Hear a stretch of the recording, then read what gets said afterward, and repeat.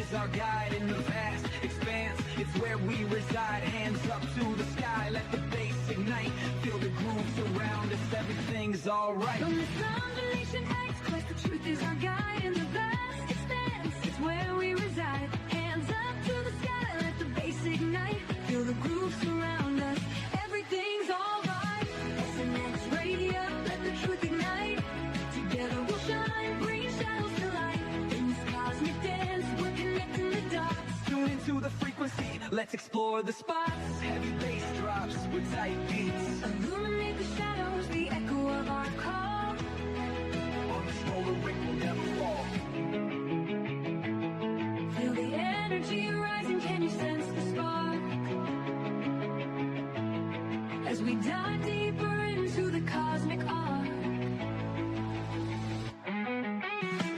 Stories of the universe, mysteries unfold. In the heart of SNX, where the truth is gold. Every note we play, every line we write, crafting our legacy, shining ever bright.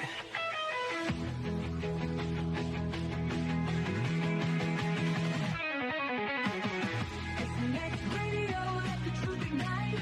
Together we'll shine, bringing shadows to light. In this cosmic dance, we're connecting the dots. Tune into the frequency, let's explore the spot. Here in the spotlight, we're taking our turn. With the fire in our hearts, let the passion burn. SNX radio's call, ringing through the air. Together we rise, together we dare. So join us now, let the rhythm flow. With SNX radio, we're ready to go. Unraveling the mystery side by side, we stand hand in hand. In this dance of truth, let the story expand.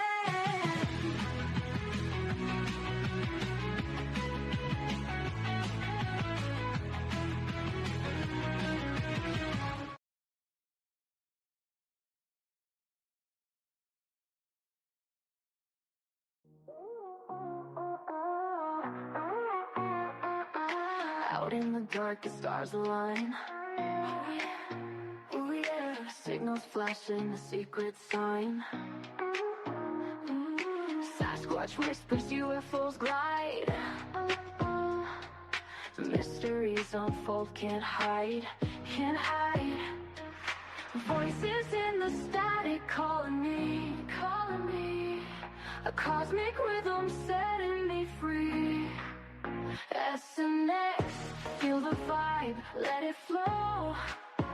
Connections glowing, don't you know?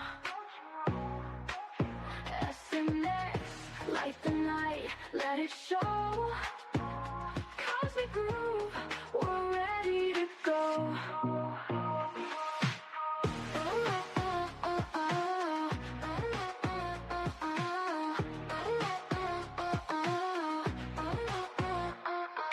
Footprints in the woods, shadows move, move.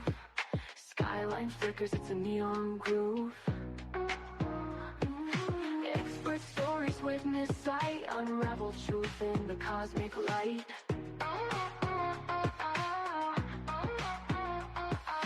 Voices in the static calling me, calling me. A cosmic rhythm setting me free. SNX, feel the vibe, let it flow. Connections glowing, don't you know? SNX, light the night, let it show. Cosmic groove, we're ready to go.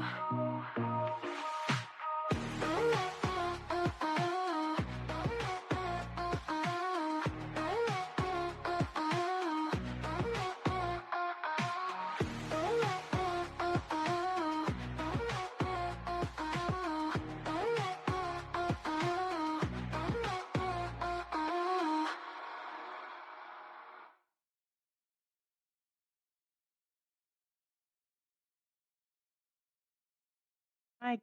So, welcome to SNX Radio and Typical Skeptic Podcast. I'm Coley, and you got Rob here today. So, I'm going to let Rob go ahead and take this over while I finish dropping your show live. Oh, Rob, we can't hear. Okay. Yeah, good. Hey guys, how's everybody doing today? I hope everybody's having an amazing day. It's been some crazy energies lately. I hope everybody's kind of like hanging in there. But like, it's weird. I'll just go before we get into our guest. I thought we were going through the Lionsgate and the full moon, and then it seemed like the energies seemed to like shift again. So but I have a feeling it's just a phase. But today we have another amazing guest. It's going to be awesome. We have with us James Gilliland. He's an internationally known author, lecturer, minister, near-death experiencer. As the founder of ECETI Ranch in Trout Lake, Washington, James has created a world-renowned hub for UFO sightings, orb activity, and direct ET contact. His work bridges spiritual awakening with interstellar communication, guiding seekers toward higher consciousness and galactic unity. And with all that said, I'd like to give him a big warm welcome to the show. James, thanks so much for coming on. And how are you? Oh, doing great. How are you doing? Good. Good to see you. Yes, Hope welcome, everything's James. good. Usually, it's just crazy all the interference we've been getting. In my show at ECETI Stargate over there, they totally hacked my computer. They hacked my producer's computer.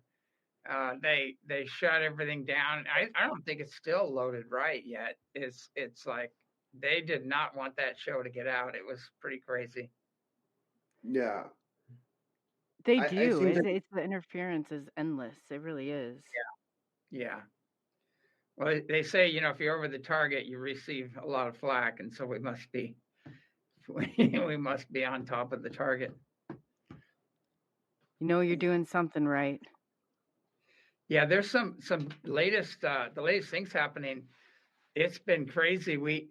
People that aren't aware of ECETI, it's a 72-acre retreat, and it's right at the base of Mount Adams, and it's one of the most well-known UFO hotspots on the planet. And there's so much activity. I mean, we're seeing fleets flying over the ship, landing on the mountain, motherships coming over. We just got another huge mothership filmed, long, really long one with all different colored lights on it. And it's just the activity is ongoing. And I'd say it, but it's been ongoing for 40 years and documented. And it's probably one of the most censored UFO places on the planet. It's I guess they're very upset because the problem is it's not an old story.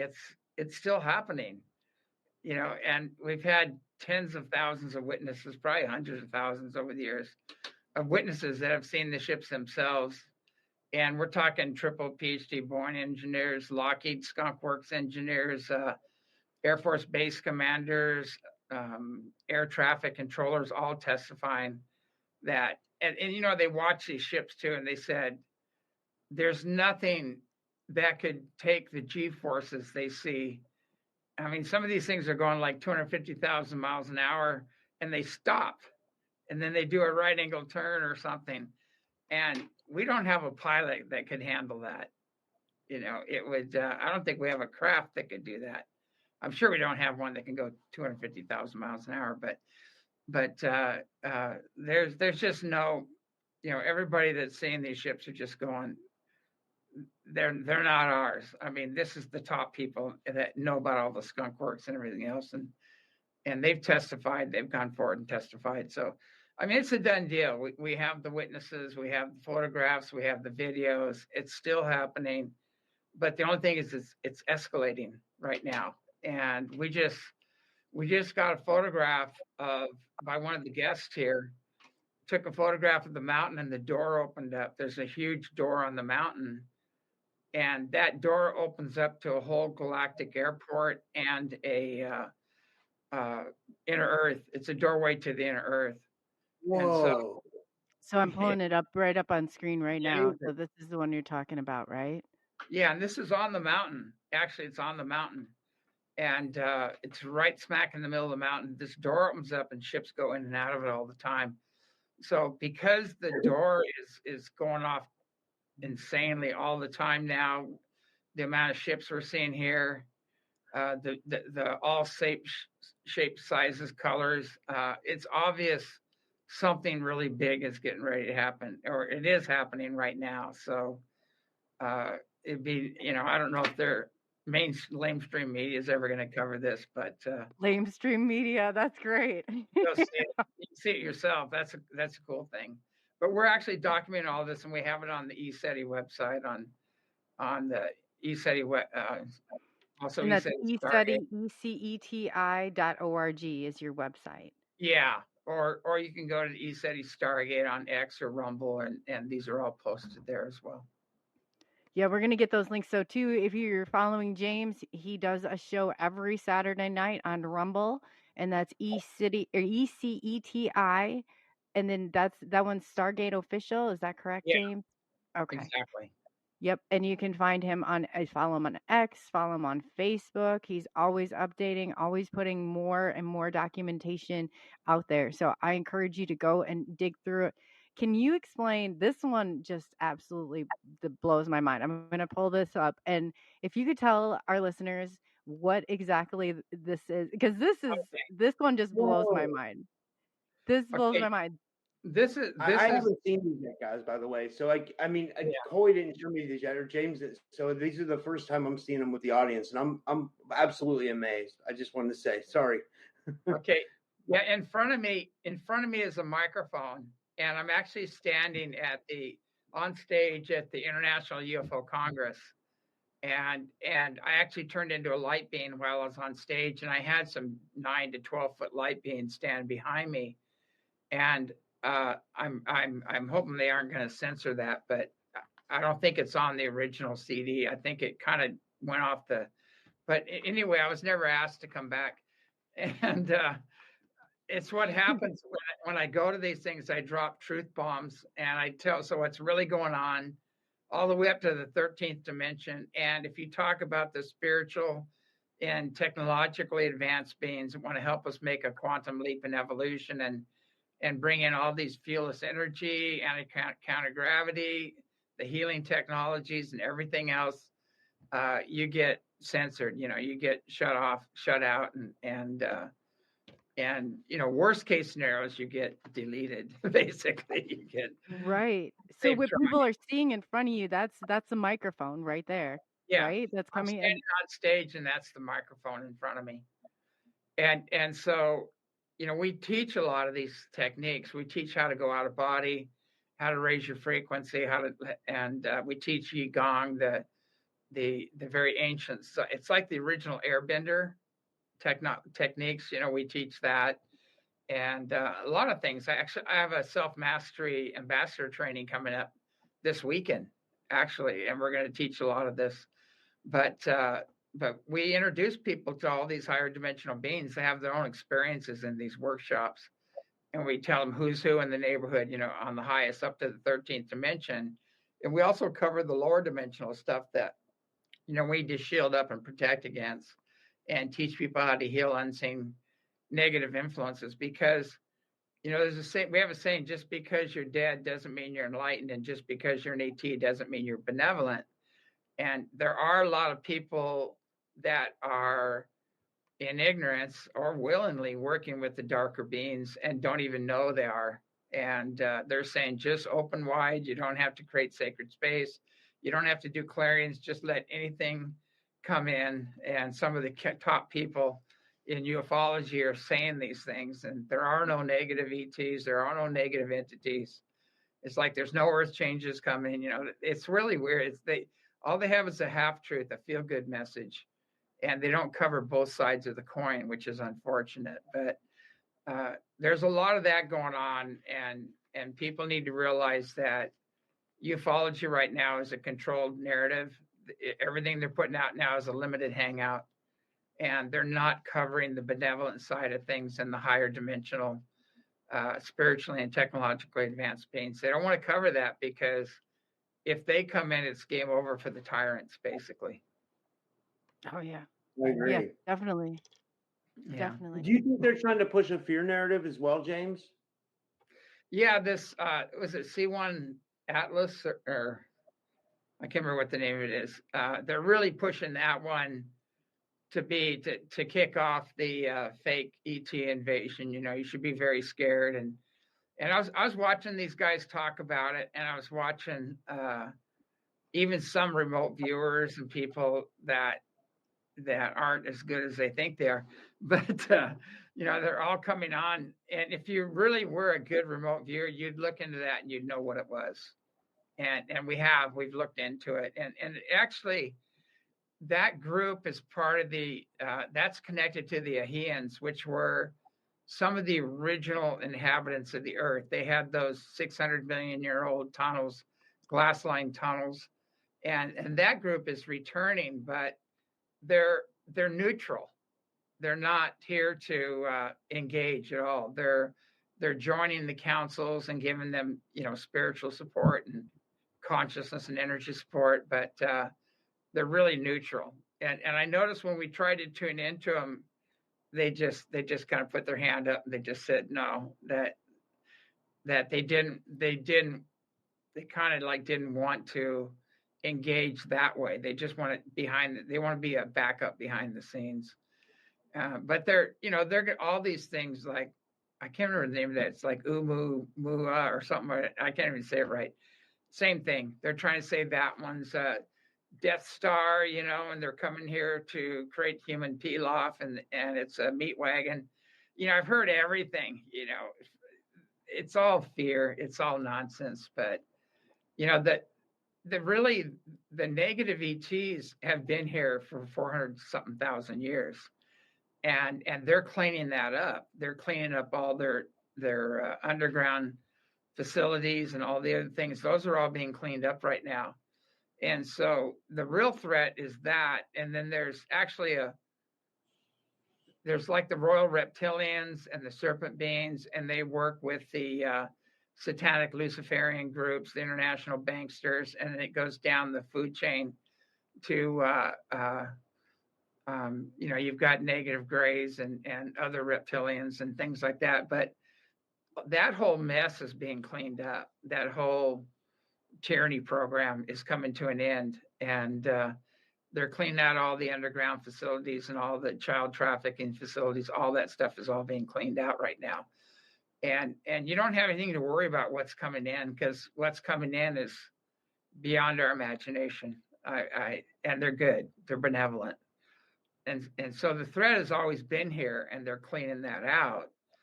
And then below the Illuminati boys, the satanic Luciferian banksters, you've got the corrupt politicians and all the other stuff going on.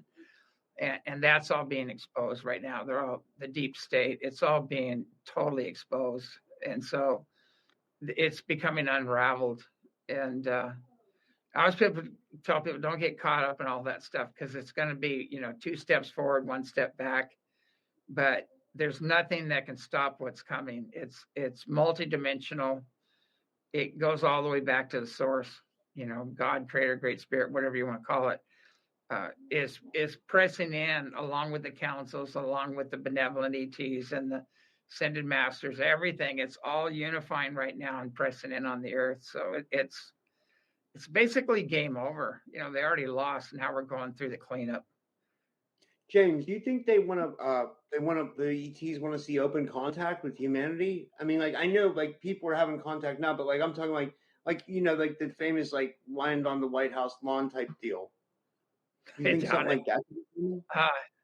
I don't think so, be honest with you. I think they will be contacting a lot of like Tibetan monasteries and ashrams and things like that in the beginning, people who are really focused on enlightenment and raising their frequencies, people just in general all over the world that are just good people. And they have some foundation in universal law, and they have a high level of integrity and morality and things like that. Those are the people that are going to be contacted. They can't really come through religions or governments until those governments have been cleaned up and weeded out. And the other forces have had control of that. So that's all being cleaned up right now. Yeah, you made a ton of valid points right there. I mean, so it's like this is basically the cleanup crew that's coming in. What do you think they're preparing humanity? Then will it be kind of a unification with all humanity, do you think? Or eventually, the groundwork is being laid right now. The first thing is peace. We have to have peace. Universal peace is the first first thing, and that's being laid out right now. All the wars are ending and things like that. And then we've got to deal with poverty. And poverty is the reason for the crimes and the divisions and all the other stuff. Like every war we've been in is because one king or leader wanted what another king or leader had. It has nothing to do with holy wars or God or anything else. It's all been about propaganda and getting the people to rise up against their neighbors and to fulfill some king or leader's desires. I mean, we have to come to terms with that. I think everything is happening at once because the real history of Earth is coming out now, and the archaeologists and all these guys are finding that we're a series of colonies, and whoever was here before us were so advanced. They're way beyond any of our scientists today and their technologies. They were spacefaring, and that the Earth was colonized multiple times, and that the images of the bearded gods that we have of the past were the Anunnaki, which were actually ancient Lyrians. And so a lot of our beliefs are created around those beings on how they interacted with humanity. And you really think about in primitive days, a good example is if you read Ezekiel, and we talked about it earlier, in primitive days, okay, this shiny disc comes out of the firmament, and it has bronze feet like calves, and it has fire and brimstone coming out from underneath it. When it lands, it sounds like 1,000 rushing rivers. And so out of this stepped supposedly God and ordered 10 of his men with their shattering weapons to destroy all the men, women, and children of Israel. But that's the origin of the wrathful God. And so we have to let go of those old graven images and stories and understand what really happened in the past. Because, either God is all loving, all forgiving, or God is a genocidal, jealous, wrathful God. Which one is it? It can't be both. And unless it's totally schizophrenic, but, so really those were, the Old Testament was the jealous, wrathful, genocidal God. The New Testament was the new covenant that Jesus brought, where he talked about an all loving, all forgiving God. And until we understand that, we're kind of like crazy, we're trying to put that together. But when you understand the real history of Earth, and then you read these sacred texts, you go, oh, I get it. Like Shiva, these guys are blue-skinned people, well, there's whole races of blue-skinned people out there, very advanced beings, that from the Andromedans that were coming in here.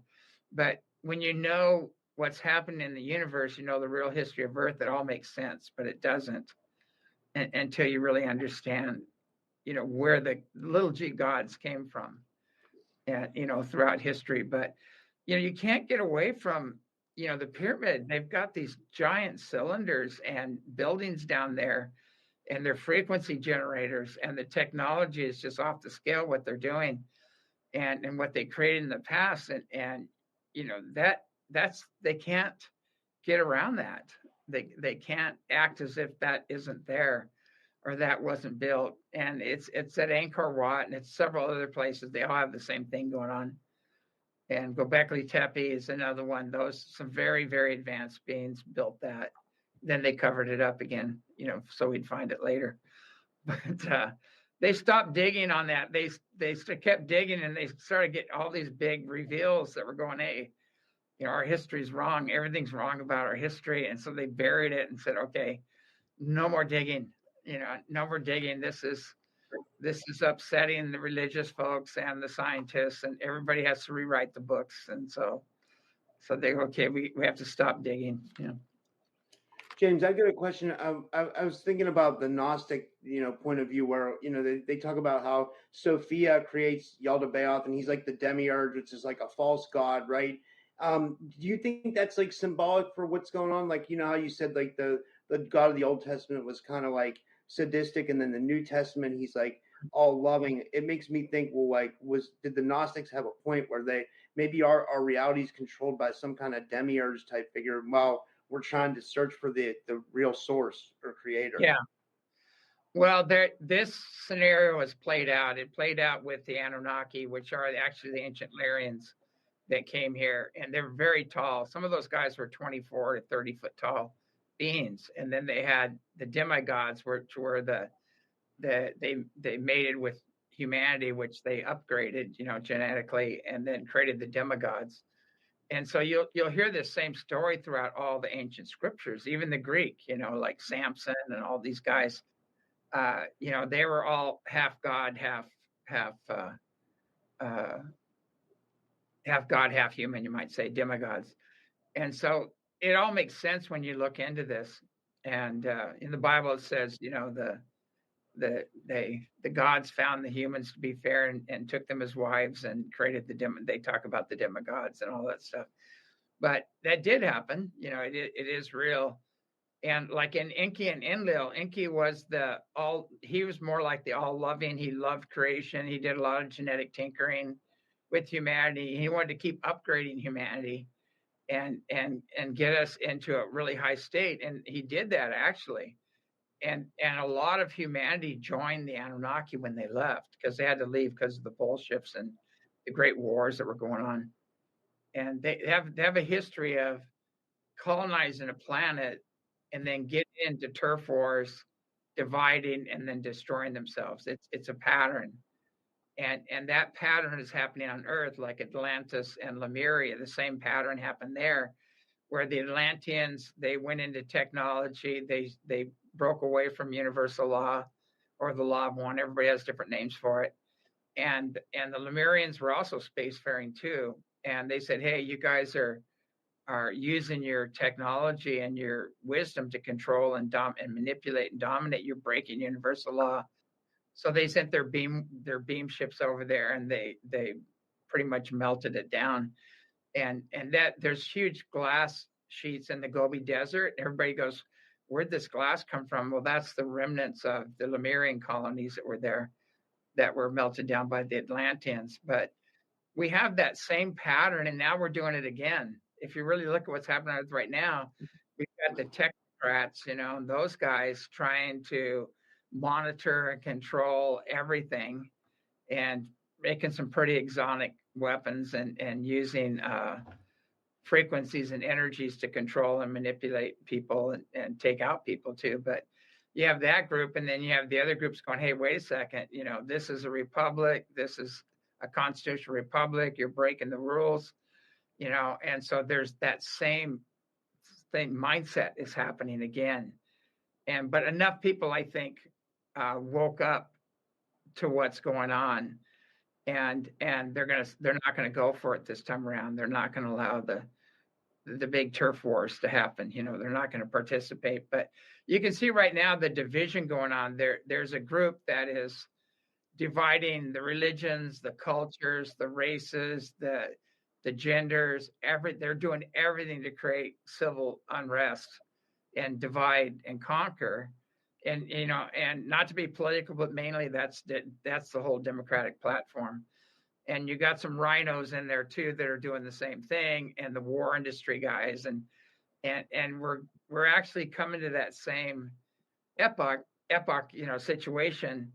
And then now you got the peacemakers that are coming together and saying, hey, enough is enough. Enough of the war industry, enough of the big pharma, enough of all this crap. We're done. And they're coming together, and the present administration is more aligned with that group. And I'm not saying they're perfect, but they're more aligned with that. They really want to create peace, and they want to empower the individual and go back to a republic, and the Constitution, the Constitution is actually mirrored by universal law, basically. So basically, we've been in like big Anunnaki turf wars that kind of go back to Enki and Enlil, and they've been fighting for they're like kind of pulling the strings behind humanity, kind of in a way. Yeah, and Enlil was a defeated general, and he was working with Marduk, and Marduk made a pact with the reptilians, and so we've been under draconian law for like 450,000 years because of that. And so although it looks like we have democracy, we're really a republic, but it makes it look like we have a republic or a democracy, but we really don't. It's in words we have it, but in draconian law and the way things are run and everything else, it's not. It's it's not really it's not really serving the people or for the people, but that's flipping right now. That's totally changing, and we're going back to reinstating the republic, reinstating universal law, the Constitution, and in a republic, everybody's king. There's no, democracy. All you need is 51%, and then you use the lamestream media to totally brainwash and socially engineer them. And now they're doing their bidding, and they don't even know the real truth of what's behind the scenes and who's pulling their strings, basically. Wow. I just got to ask you this real quick about the Anunnaki. Have you ever heard that either Enki or Enlil's mother was like a half reptilian, or somewhere the Anunnaki merged with came together with the reptilians? Is there any truth to that? Well, they're not reptilians. They're actually our ancestors, and the ancient Lyrians, which are actually referred to as the Anunnaki, colonized the Pleiades, the Hades, and the Orion system before they came to Earth, Mars, and Meldeck, or some people called it Malona, and it exploded and became part of the asteroid belt. But the Pleiadians, their ancestors are the ancient Lyrians. And so they were the peaceful Lyrians, and they went to the Pleiades, the Orion system, and Hades, actually. And there's a thing in the Bible. They said if you don't behave, you're going to Hades. They have words about Hades and stuff.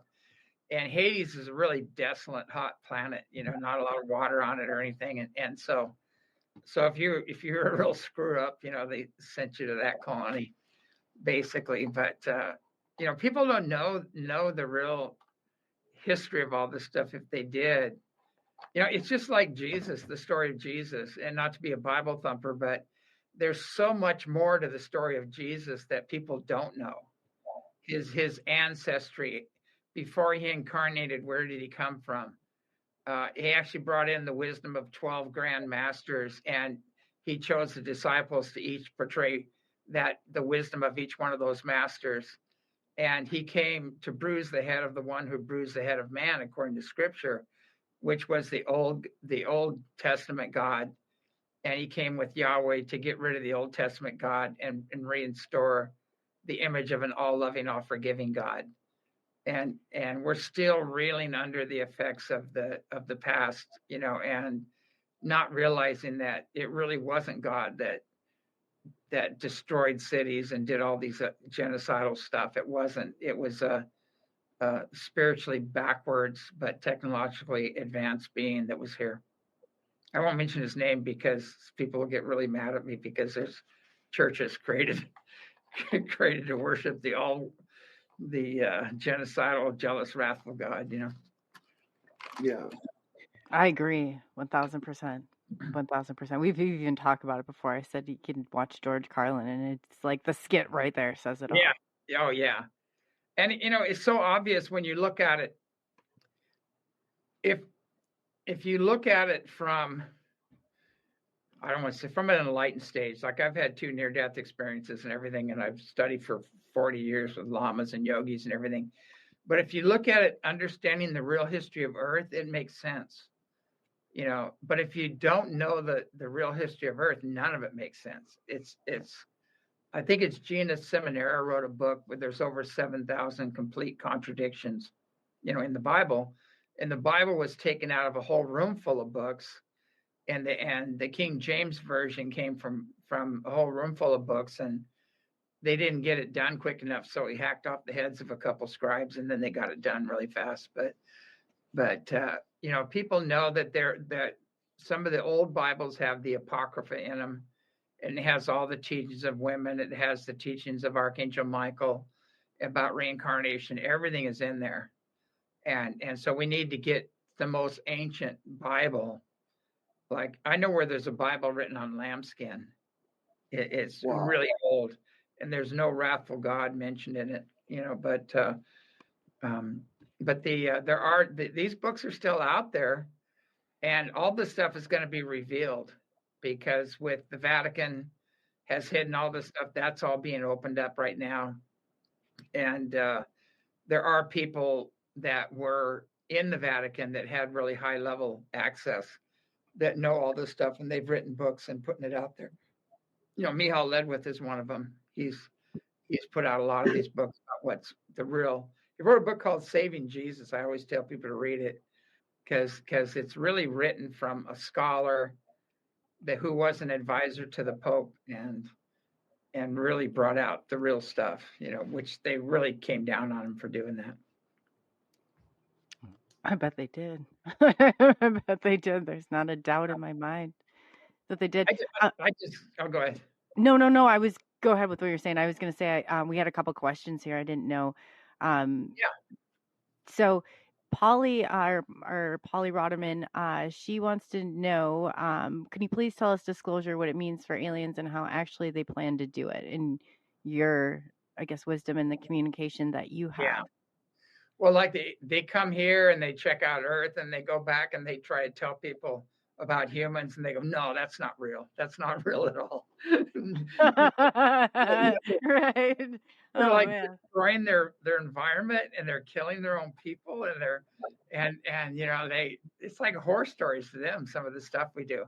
So it's kind of it's really interesting. Now, disclosure is going to happen, but it's going to come from the skies. It's already happening right now. Ships are appearing. We're seeing fleets of ships here, motherships, every color, everything, you know, underground things open. It's insane what's happening here, but it's happening around the world. And people are seeing ships everywhere.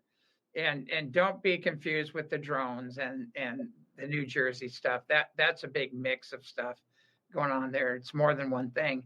But it's just a big distraction. But the actual, these motherships and ships that are, I watched this NASA scientist and talking, and he said, yeah, this ship came down. You could fit like 100 747s in it, and it was going 250,000 miles an hour, and it came to a dead stop.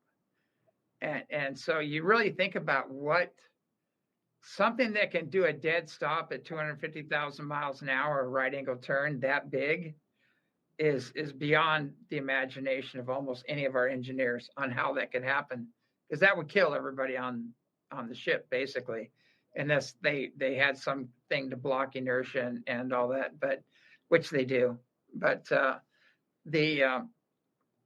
was watching these two guys talk, and they were supposed to be the brightest minds, you know, in NASA, and they're doing their own form of disclosure, and I'm going, this is kindergarten.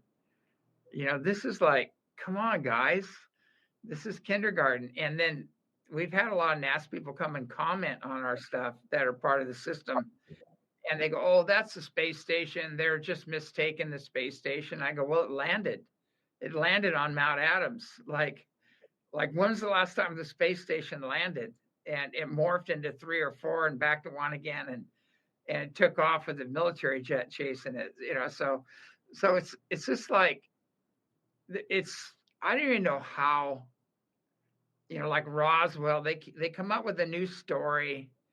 And I think the last story was Project Mogul, which were balloons, weather balloons. And then they were saying it was a German weather balloon trying to fake us out. And then I can't remember all the stories they've tried to come up with Roswell.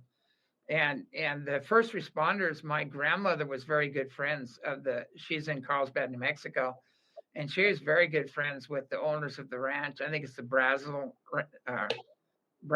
and Swenson Ranch, I think it is. Brazel's the guy that found it. And there were bodies, everything there. And these sheriffs were sitting with her because she was the school teacher. She was the matriarch of the town. And they had to tell somebody, so they went to talk to her, and they said, you cannot talk to anybody, you know, about this. If you do, you know, you're toast basically. But they were so upset about it, they had to talk to somebody. And she said, these guys are honest as the day is long, salt of the earth, good old boys, you know, and they couldn't hold a coffee cup. They were like, their hand was going like this, shaking. After the experience, they're really shaking, and they talked to her about it, and she said, of course there's life out there. She goes, you know how big this universe is? And she said, why would God create Earth and that's it. What a small creator, and she was kind of talking them down about it, just saying, do your research. What is there? I forget, something like 500 billion stars in our little galaxy. And there's now they're up to 500 billion something universes. I don't know what the numbers are because they keep changing. But, you look at the numbers and you just say, how could we be so arrogant to think that we're God's chosen humans and that's it, So what we're finding out is there are beings that have been on Earth 600 million years ago, and they lived underground. They had a tunnel system and glass-lined caves and things. And they found some that are 300 million years old in Brazil as well. And then those were the Ahians and the Sai were those two groups that were here. And then our latest history goes back to the Lyrians, the Lyrans actually, and they were referred to as the Anunnaki. And then they had the pole shift, they had the wars, and then everybody had to start over again as primitives. And the second colonization was Atlantis and Lemuria, and that was by the Pleiadians. And so the Earth has a long history of colonization from the stars. And I tell people, if you want to see an ET, just go walk in the bedroom, bathroom, turn on the light, look in the mirror. We're all ETs.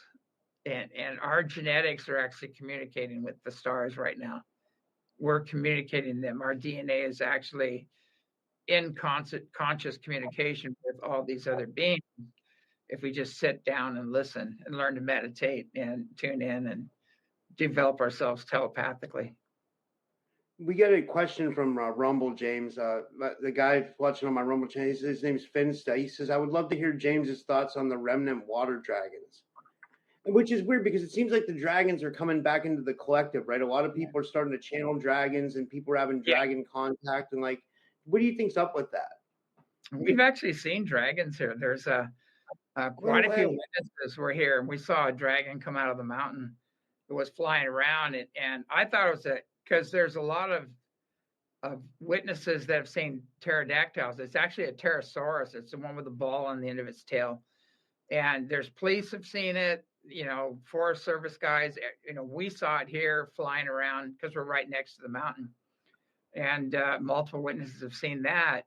And then we saw something else flying around the mountain that was definitely leathery wings. It was very big, and it did look like a dragon. And we found out later in communicating with the Inner Earth people that they have dragons on the interior there. There's a big red dragon in there, but they do exist. And throughout history, there's a long history of dragons, and there's different kinds, like water dragons. There's a lot of kind of like sorcerers would get a dragon and then train it, and so it depended on who was working with it as to what it did, and there's a lot of, they found the bones of dragons. They found the bones of unicorns too, and half man, half horse. What are those called? I can't remember. Centaurs. I think. Yeah.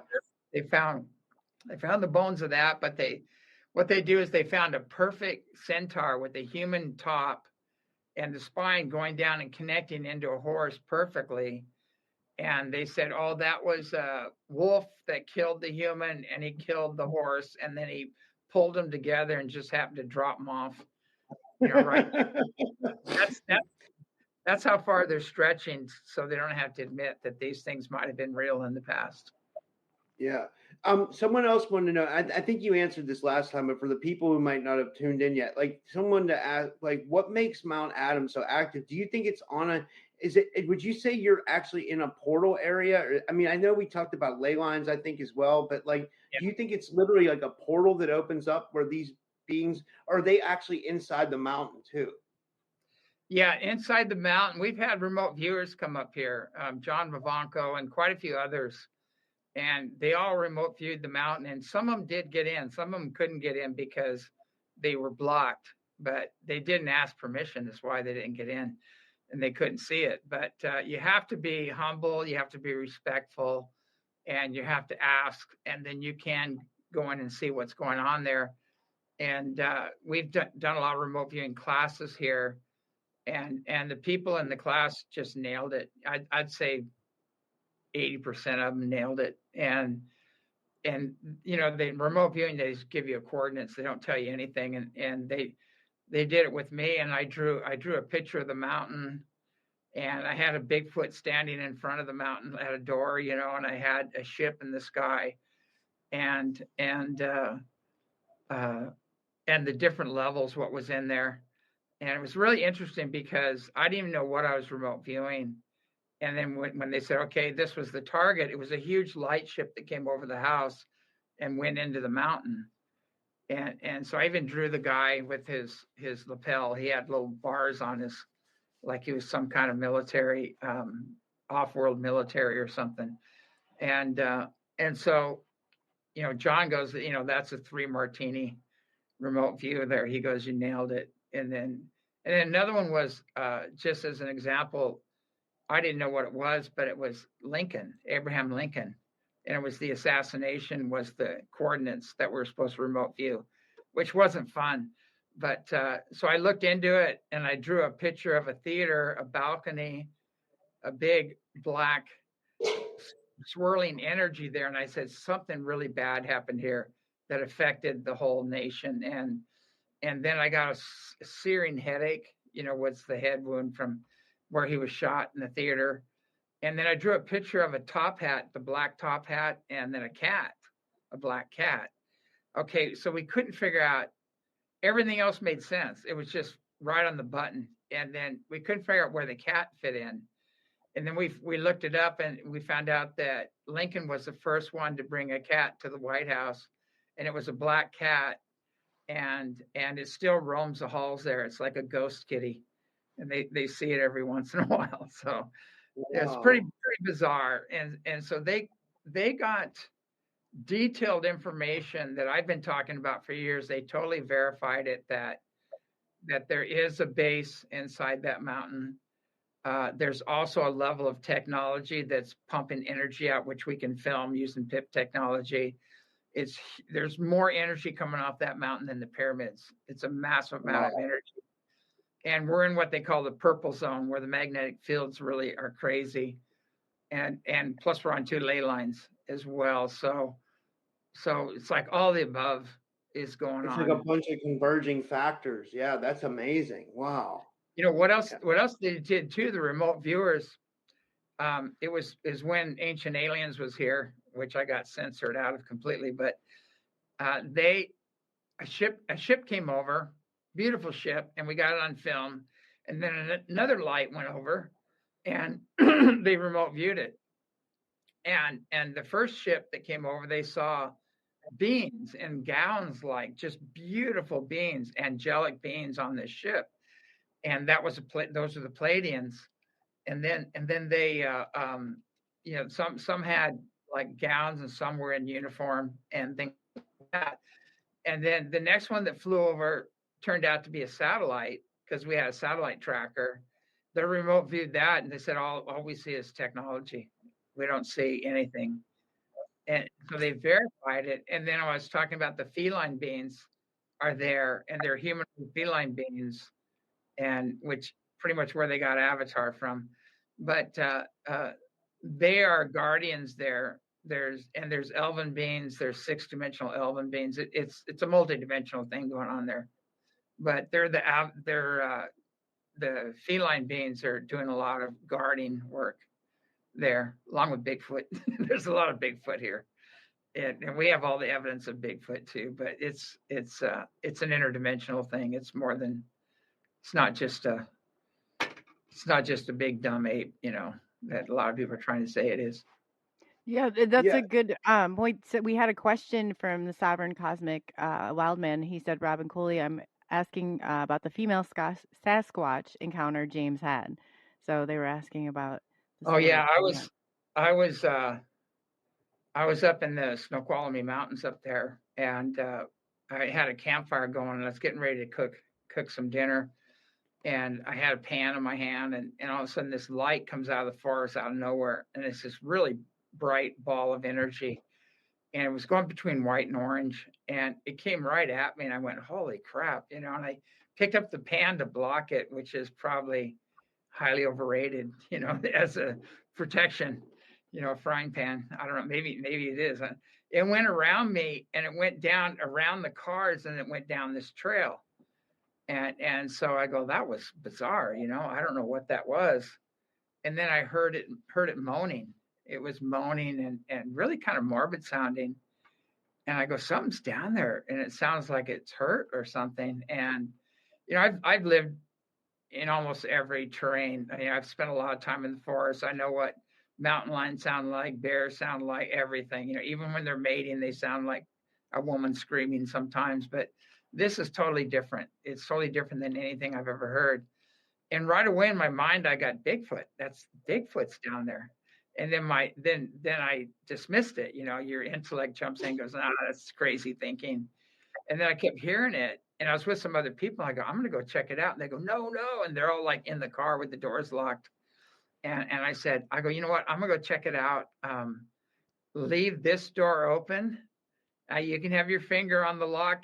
I said, if I come running out of there and jump in and leave this one back door open, just watch. And I went down there. And so I walked down there, and I come right around this little bend, and it's all sandy wash. It's a lake. I'm not going to say where it was, because I don't want people looking for them. They want to leave them alone. But it was a lake. And then and the lake was to the right of me, and there's a big sandy wash, and it was sitting on a log. And I walked right up to it, and I go, oh crap, it's like right there, 50 feet away. And it's looking at me, and I'm looking at it, and I put my hands out. I'm just going, hey, it's like, are you all right? I'm not armed, can I help you? And it was a female, and then she stood up and looked at me, and she kind of gave a smirk smile, kind of like, thanks, but no thanks, like, we don't trust humans, which I don't blame them.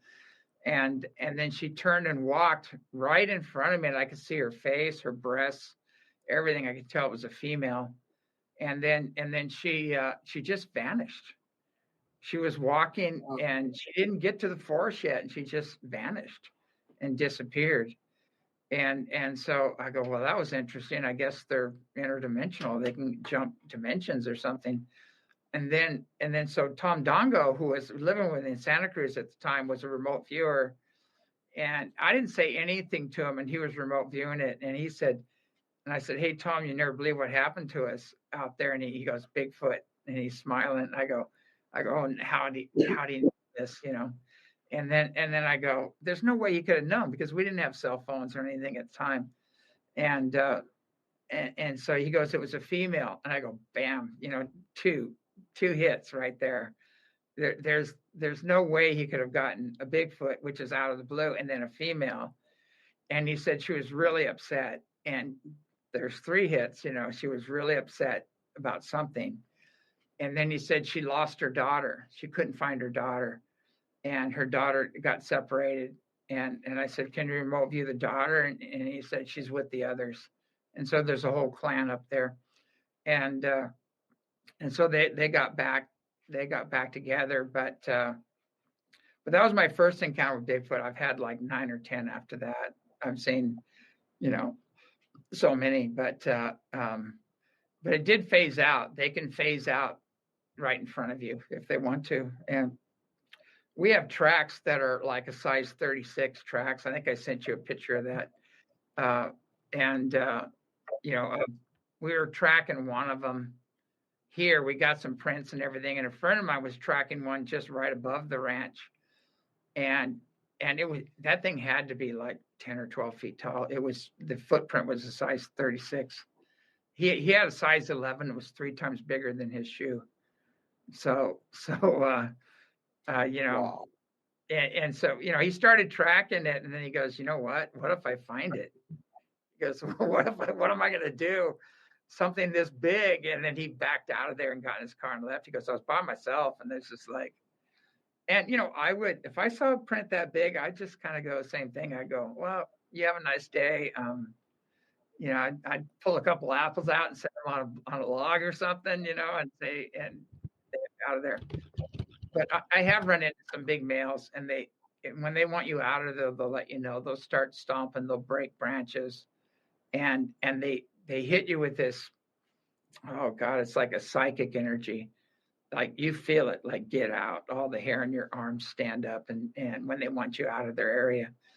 So I've learned to be respectful. You know, if you really want to go after Bigfoot, you need to go out in the forest, take a flute with you, meditate, take offerings, and it needs to be a spiritual experience. The ego experience, you're never gonna find it that way.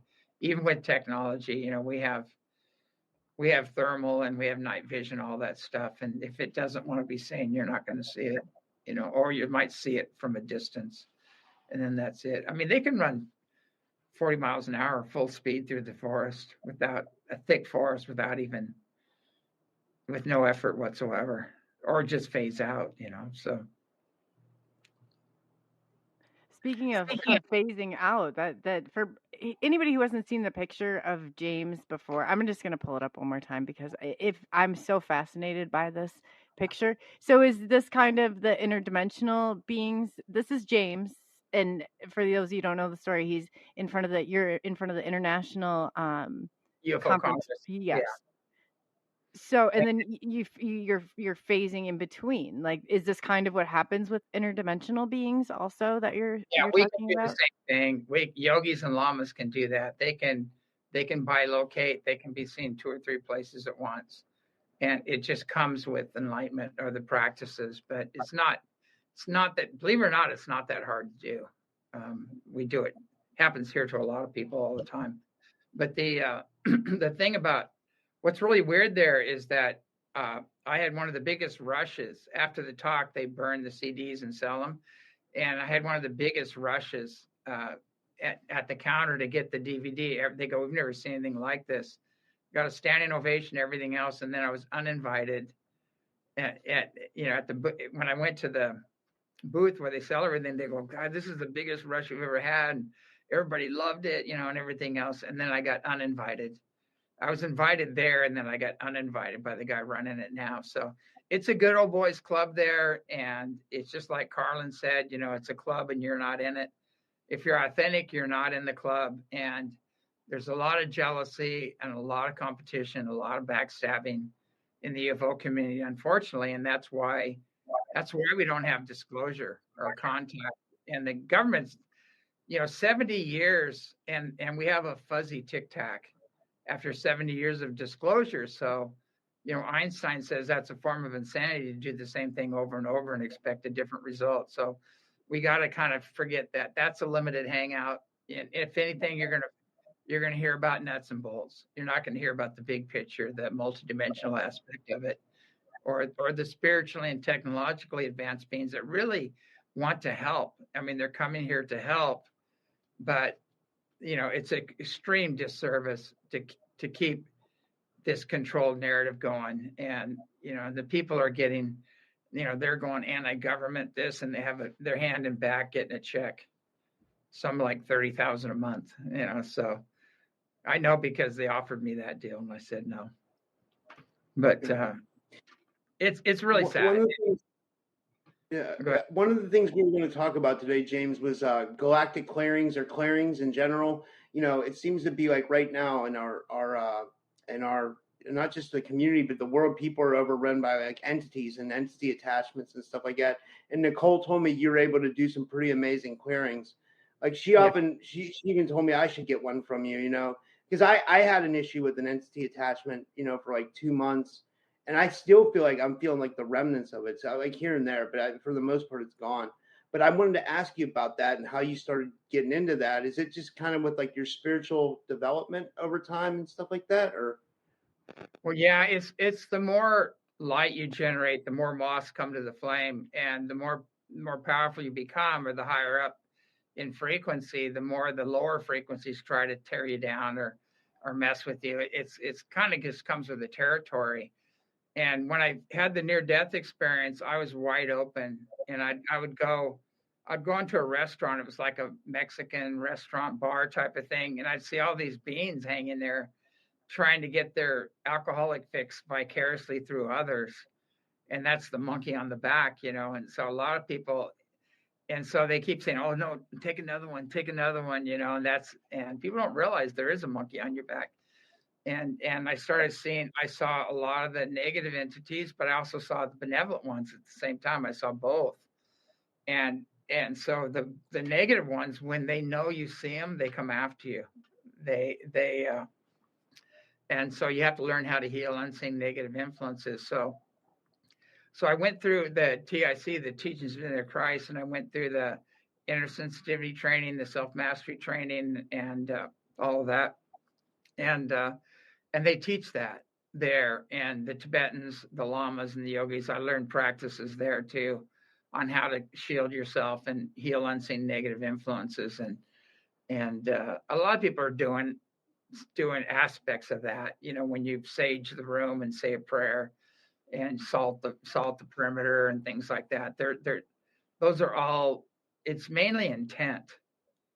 So I tell people it's a power tool. You got to plug it in. So you plug it into the higher dimensional beings, the masters, and then your intent is followed through by setting the intent. And when you're doing the sage and you're doing the clearing work, and it's on our website, the technique is on our website. It's under Healing Negative Influences. And it's in all my books and everything. It's a very simple little prayer, and that you do. And again, when you do this prayer, it's a power tool. You got to plug it in, And the other beings are like cheerleaders. They're going, do it, like make the call, ask, we can come. They don't. We have to initiate things. We especially with contact as a people, we need to initiate contact with the benevolent, the spiritually and technically advanced beings, because in their guidelines they usually won't come in.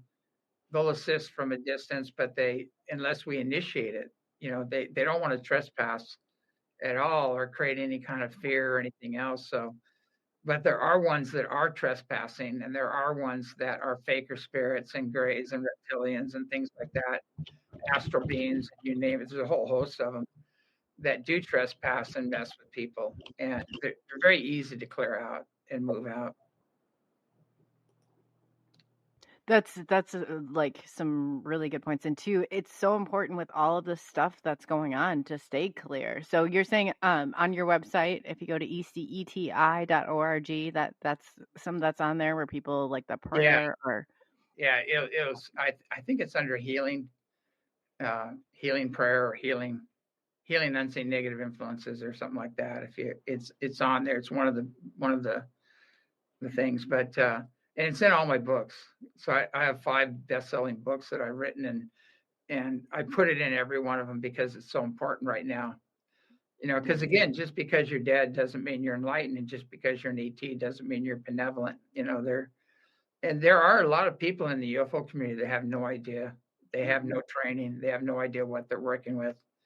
And that's why their messages are all over the place, because one day they might be talking to a master or a Pleiadian, and the next day they might be talking to a gray or a reptilian or something, But that's a really good point too. And for those of you who don't, I was telling Rob about it, but I don't think I've gotten a chance to tell the audience that when you went in and I was asking you about a clearing, and you had gone in, I was riding back with my son, and I just started like going through all of this old history that I thought I had released and gotten rid of. And then James give me a call. So I went and gave him a call, and I was like, hey, and you were just hit. I've never had a reading that was so profoundly like to it. And you're like, do you see that? And it was just like, it was phenomenal. It was phenomenal what you were able to do. I was just so taken back by it all.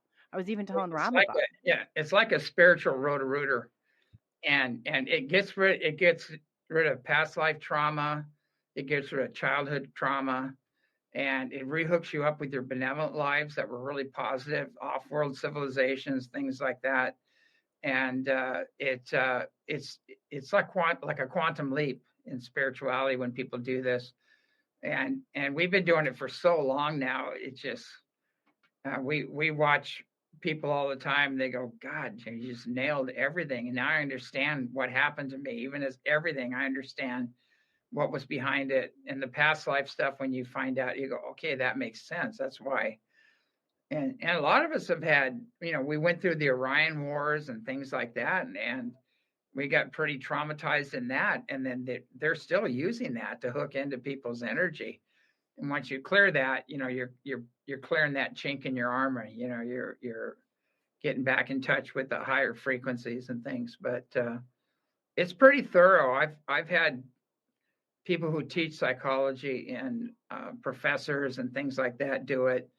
And they usually come and say, you can't do that. That takes years and years of therapy. And I said, it takes me about 30 minutes, and then we can't do that. And I go, well, you can't really make a statement like that unless you've experienced it. And they'll sit in the chair, and then, 2 minutes later, they're just crying like a baby, or, they're processing some huge trauma, and then they reconnect, and boom, it's done, But we can do all this stuff very quickly and gracefully, or we can take the long haul, but the thing about it, it's not optional anymore, because the whole earth is raising its frequency and ascending. And so all of that, all the old wounds and traumas and wrong conclusions from past experiences coming up right now.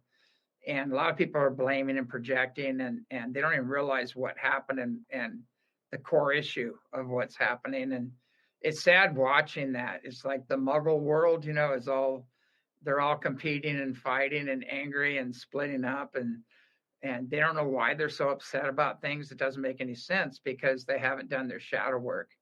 They haven't cleared the other stuff out. And there's a lot of people in both the spiritual field and ufology as well that haven't done their shadow work as well. And you can see it. It comes up to bite them later. They didn't get the love and acceptance or attention as a kid. So now they're trying to get it from the masses, and you shouldn't go in there with that. That's the wrong way to go into this, because you can easily get hijacked, if you didn't do your shadow work. I got a question, another one. Am I unmuted? Oh, yeah, I was muted. Sorry. I had a question.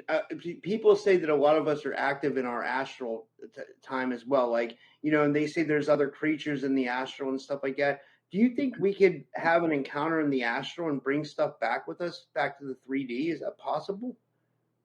Yeah, it's possible, and it's pretty much happening on a big scale right now, because, you'll wake up in the morning and you go, God, I'm tired. I'm wiped out. What the heck? Because you're working all night, and you're working in these other levels and things, and then stuff.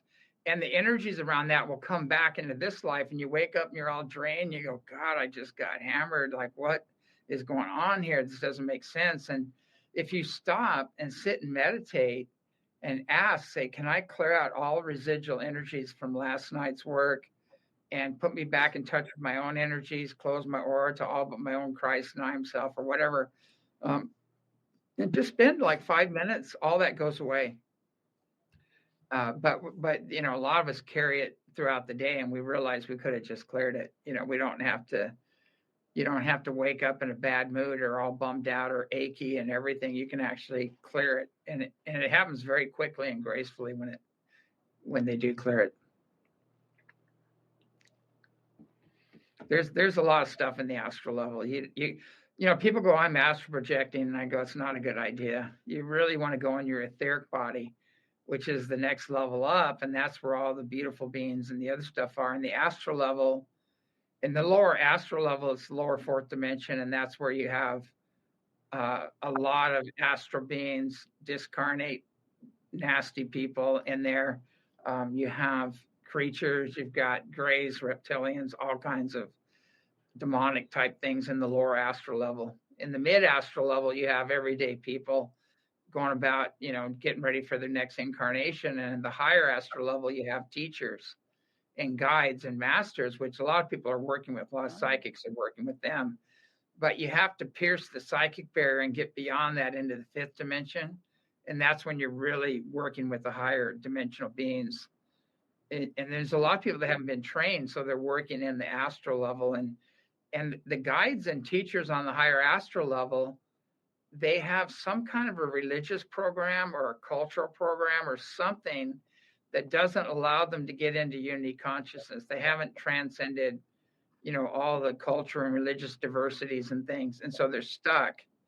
And until they do that, they're not going to get off the wheel. They're going to have to keep reincarnating. But you have to transcend all of that and, make your own personal connection with Creator, and then you're off the wheel.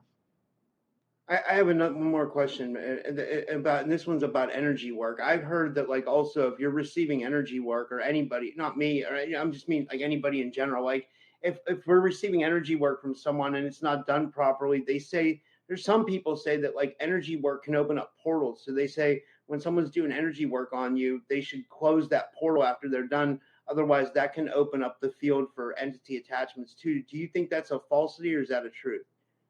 No, it is true. And again, it's not, a lot of people just in ignorance are doing things like that, and they don't realize what they're working with. And there is power that comes through them and things like that, but then there's a price to pay for that. And so you got to really make sure who you're working with, who's coming through you, what your come from is, when you're doing this kind of work. And with me, I just, very, very few people I will let do energy work on me, or even body work. They have to be at a certain frequency.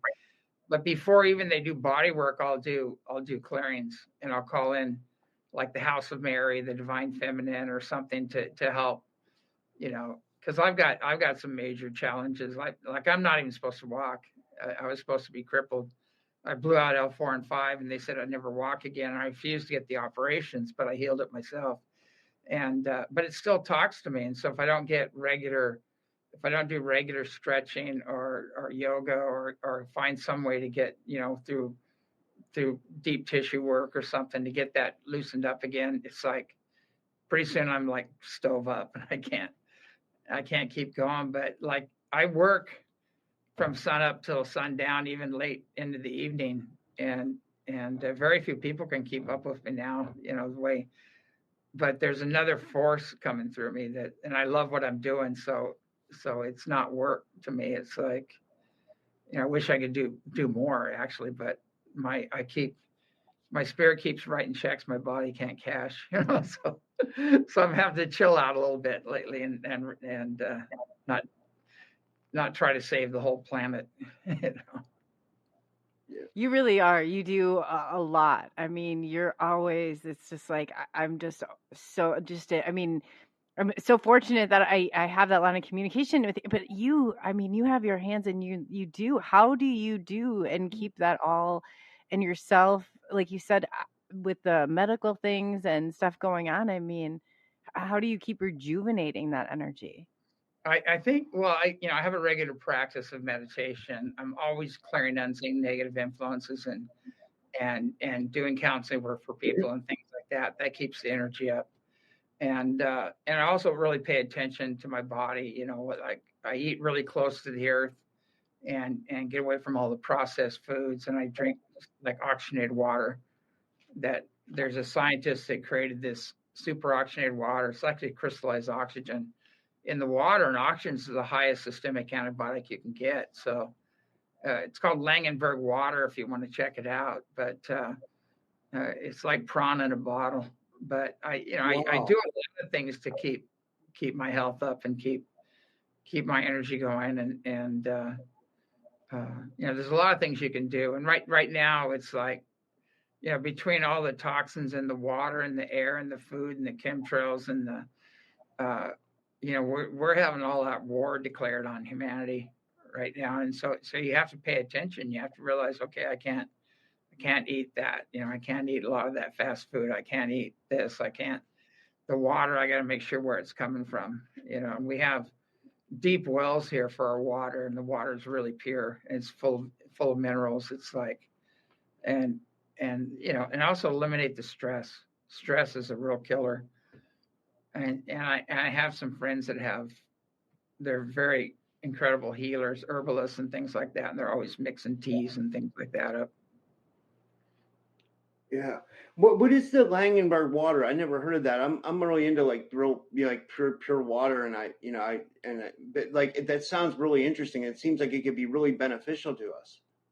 Yeah, I have a bottle right here, but it's what it is. It's a microhydrant, and so it's a smaller water molecule, and they actually crystallize oxygen, which breaks all the laws of physics, and it's suspended in the microhydrant. And so when you drink it, it hydrates the body like immediately. It goes into your system. You don't get that lead rock in your belly when you drink a lot of water, and the oxygen totally nails any viruses or bacteria, even pollutants. It breaks them from a complex structure back into a crystalline form. And so, but it's amazing. We really need to get this out. I volunteered for like 7 years to help get this going, with the German physicists. But there's a lot of things that are going to be coming out now like this, a lot of healing technologies that can turn this around. But the main thing is we got to be observant and don't put all this crap in our system. But like, how do you get away from chemtrails? Everybody goes, I eat organic. There isn't no organic anymore, as long as those are going. Yeah. It's sad to say, but you're absolutely right. It's like they're hitting us every which way they can. It's like a full scale targeting, and I started to think, is it like are we being terraformed by some reptilian species, or someone's proposed that before? Like, do you think it could be that bad, or do you think it's just more dirty humans, or is it both? Well, there are beings out there that hate humans. There's so much inhumanity on the planet right now because of non-human interference. And it's infiltrated some of the highest levels of power, governments and institutions. And that's being cleaned out right now. The puppet masters are being taken out, and now we got to clean up the puppets. We're at the puppet level. And so, and people will do anything for money. I mean, if you get $100,000 to fly a plane and dump a big toxic soup on people, you're going to do it. And you're going to come home to your family and go, hi kids, kiss the wife, and say, yeah, I made $100,000 today. But you're actually, shortening your lifespan and you're creating karma. There's no such thing. Like, ill-gotten gain is going to have a karmic consequence to it. You're going to lose whatever you made, and you can't keep it. That's just a universal law. But these people don't believe in that. But I mean, to go ahead, and I don't see how do you come home to your family after that and your neighbors, and saying, I just dumped, aluminum, barium, nanoparticles, you name it, all these accumulative things on people, and it's a slow kill. Unfortunately, that's what it is. But it's population reduction. There's no other. And the same thing, it's the geoengineering. It's what's creating all the big floods and hurricanes jumping, across states and things like that. It's like, that doesn't happen. That's engineered, along with HARP and stuff. So the weather wars are going on, but they're being busted now. They're being caught. And there's a lot of white hats, that are calling this out and passing legislation. I don't know how many, I think there's at least 7 states that have passed legislation against it. And there's bills in Congress right now trying to stop it. And all of these things, this big, I think her name's Ann Patricia Luna is the head of one of these things, and it's all coming out in there. Robert Kennedy's exposing all the toxins in the food and the water. And so they're all being exposed right now, and it's just a matter of time before they're held accountable. Yeah. They definitely need to be accountable. That's definitely needs to happen. Yeah, the whole deep state is going down right now. It's all being exposed. And, they're going on the mainstream news and trying to play victim and everything else, and everything that is happening to them is because they did it to others. It's just the karmic backlash, basically. So we're in that the great reveal right now, where everything's being revealed, and the next stage is accountability, and everybody's going to be held accountable, and eventually we're going to go back to universal law, and we're going to unite as a planet.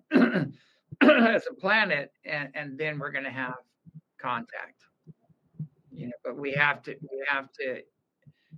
agree to universal law to unite as a planet and accept the help of these higher dimensional beings, and then we're going to take a quantum leap.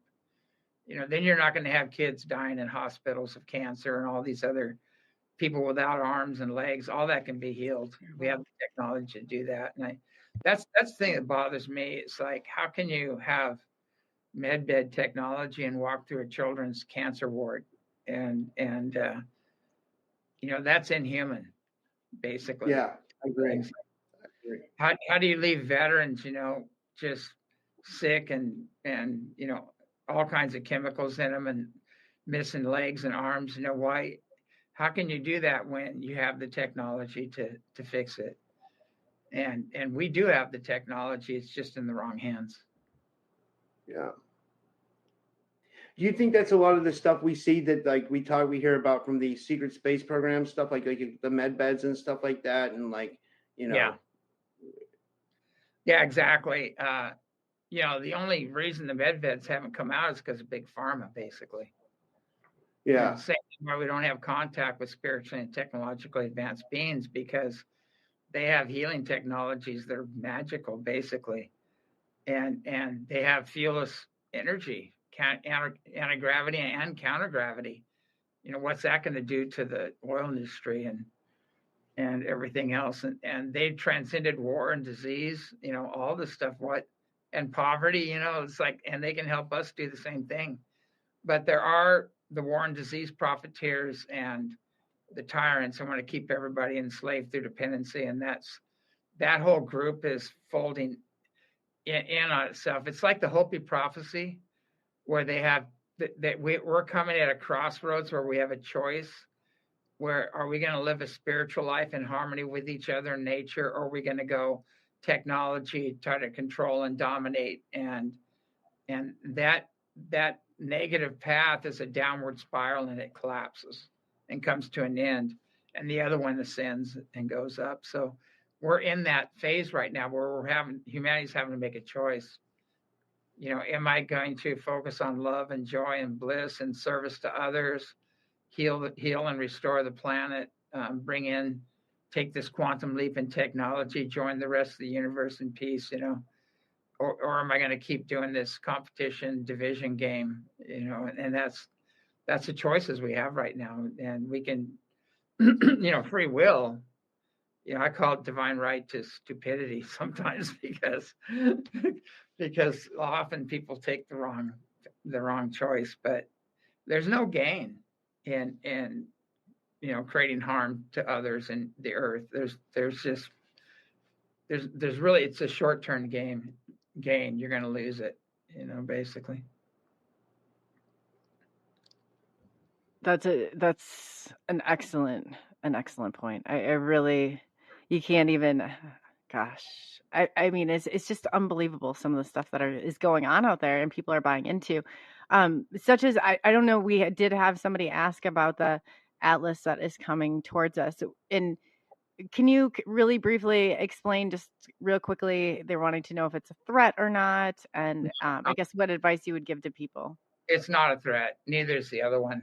There are no threats right now of incoming objects because, we're protected right now. The Pleiadians have pretty much taken control of that aspect of it, and they're the benevolent ones, and they're aligned with the councils. The Andromedan Council, the Orion Council of Light, the Syrian Council, Arcturian Council. All of those have all agreed that the Pleiadians are in control because they have more genetic stock in the earth. They created Atlantis and Lemuria, and both human and plant and animal stock because they're terraformers. So they're in control of that. And the other ones, anyone that would try to come here right now would just be obliterated, basically. It's not going to happen. But the ones that want to control through fear and everything else, they're going to push a narrative, like a alien invasion narrative. Sure. There's two invasions that happen. One was a long time ago, 450,000 years ago, with the reptilians and Marduk and Enlil and that pact that was made. And we've been dealing with that ever since, and that's all being cleaned up right now. And the second invasion was the incarnation of phenomenal beings that came from these higher dimensions and civilizations that have incarnated in the earth, and they can't stop that one. And their souls are being activated right now, and they're waking up and they're remembering. And that's where all the starseed and activate all these other things that are happening right now. There's in your soul, there's a fail-safe system that gets kicked back on. And when that kicks on, you can't be manipulated anymore. You see right through the nonsense, So do you think some of us are just resistant to that type of programming, or is it like then all humanity are going to be, kind of snapped out of it at a certain point? Yeah. It's like there's going to have to be a lot of healing, because a lot of things they've done shut down our natural way of experiencing the higher dimensions. So there has to be a lot of healing around that. But, a lot of people were just so socially engineered. They don't even know what they're doing. They don't even know who they are, why they're here, what their unique purpose is. They're just, they've been programming on who to hate, who to fear, and they're running that program. And they're going to snap out of it because that program's collapsing anyway. And all the division and deception is collapsing. So they'll have to snap out of it. And some are going to go harder than others. And some aren't going to make it. They're going to check themselves out. That's just, but it's not optional anymore. The two options we have is the upward or the downward spiral, and one's coming to an end, and the other one's going to continue to ascend, and the Earth's ascending. So there's no way out, basically. Wow, that's so interesting. I'm trying to think of a question I had here.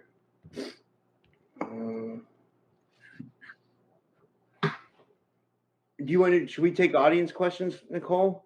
Yeah, no, that's great. This one I thought was very, very interesting. Can beings outside the matrix interact with us? Yeah, definitely. Yeah, they are. Yeah. Yeah, they are definitely. What's happening right now is the best way to explain it. If you take, not to go biblical, but there is a God, a creator, great spirit. There's the absolute. And then there's the little g gods under that, which are the Greek gods, Egyptian gods, the Norse gods, all that stuff. Those are the little g gods. And they did exist. And then there's the demigods, which we hear stories about.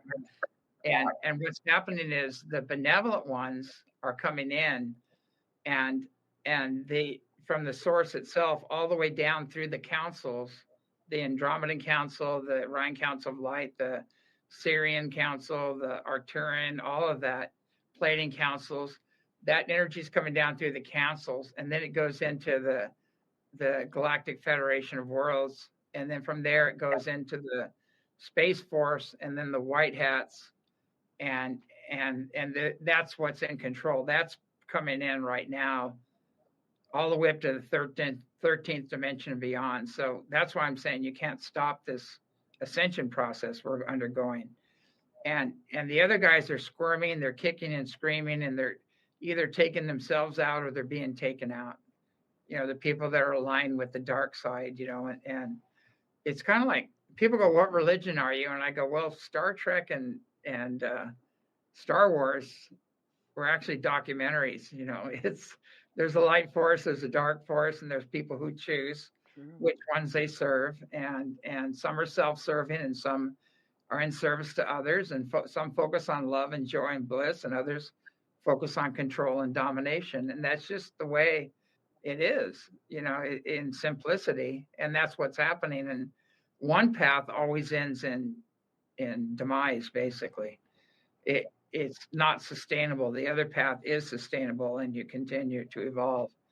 And that's basically what we're going through right now. And so all of these beings, even our DNA, we share DNA with them, and our DNA is always communicating. So we don't know where, a lot of our thoughts aren't ours. We don't know where it comes from.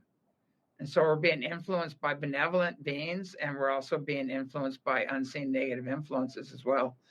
at the same time. And because we live in this big field of consciousness and energy called the unified field, and some of it's positive and some of it's not, so we choose what we pull from, out of the unified field, basically. That's a great point. Sorry, Rob, do you have one? Sovereign Cosmic Wildman wanted to ask, he's in the audience, he wanted to ask you about ECETI Hawaii. Is it just as active as is the one in Mount Adams? And like, what prompted you to open ECETI Hawaii? It sounds so interesting. I think I sent you some pictures of that. The ECETI Hawaii place has a huge light dome over it, and you can actually film it. I think I sent you those pictures, and we're having constant ships coming in there too. It's just like, wow. It's insane, really low, like treetop level.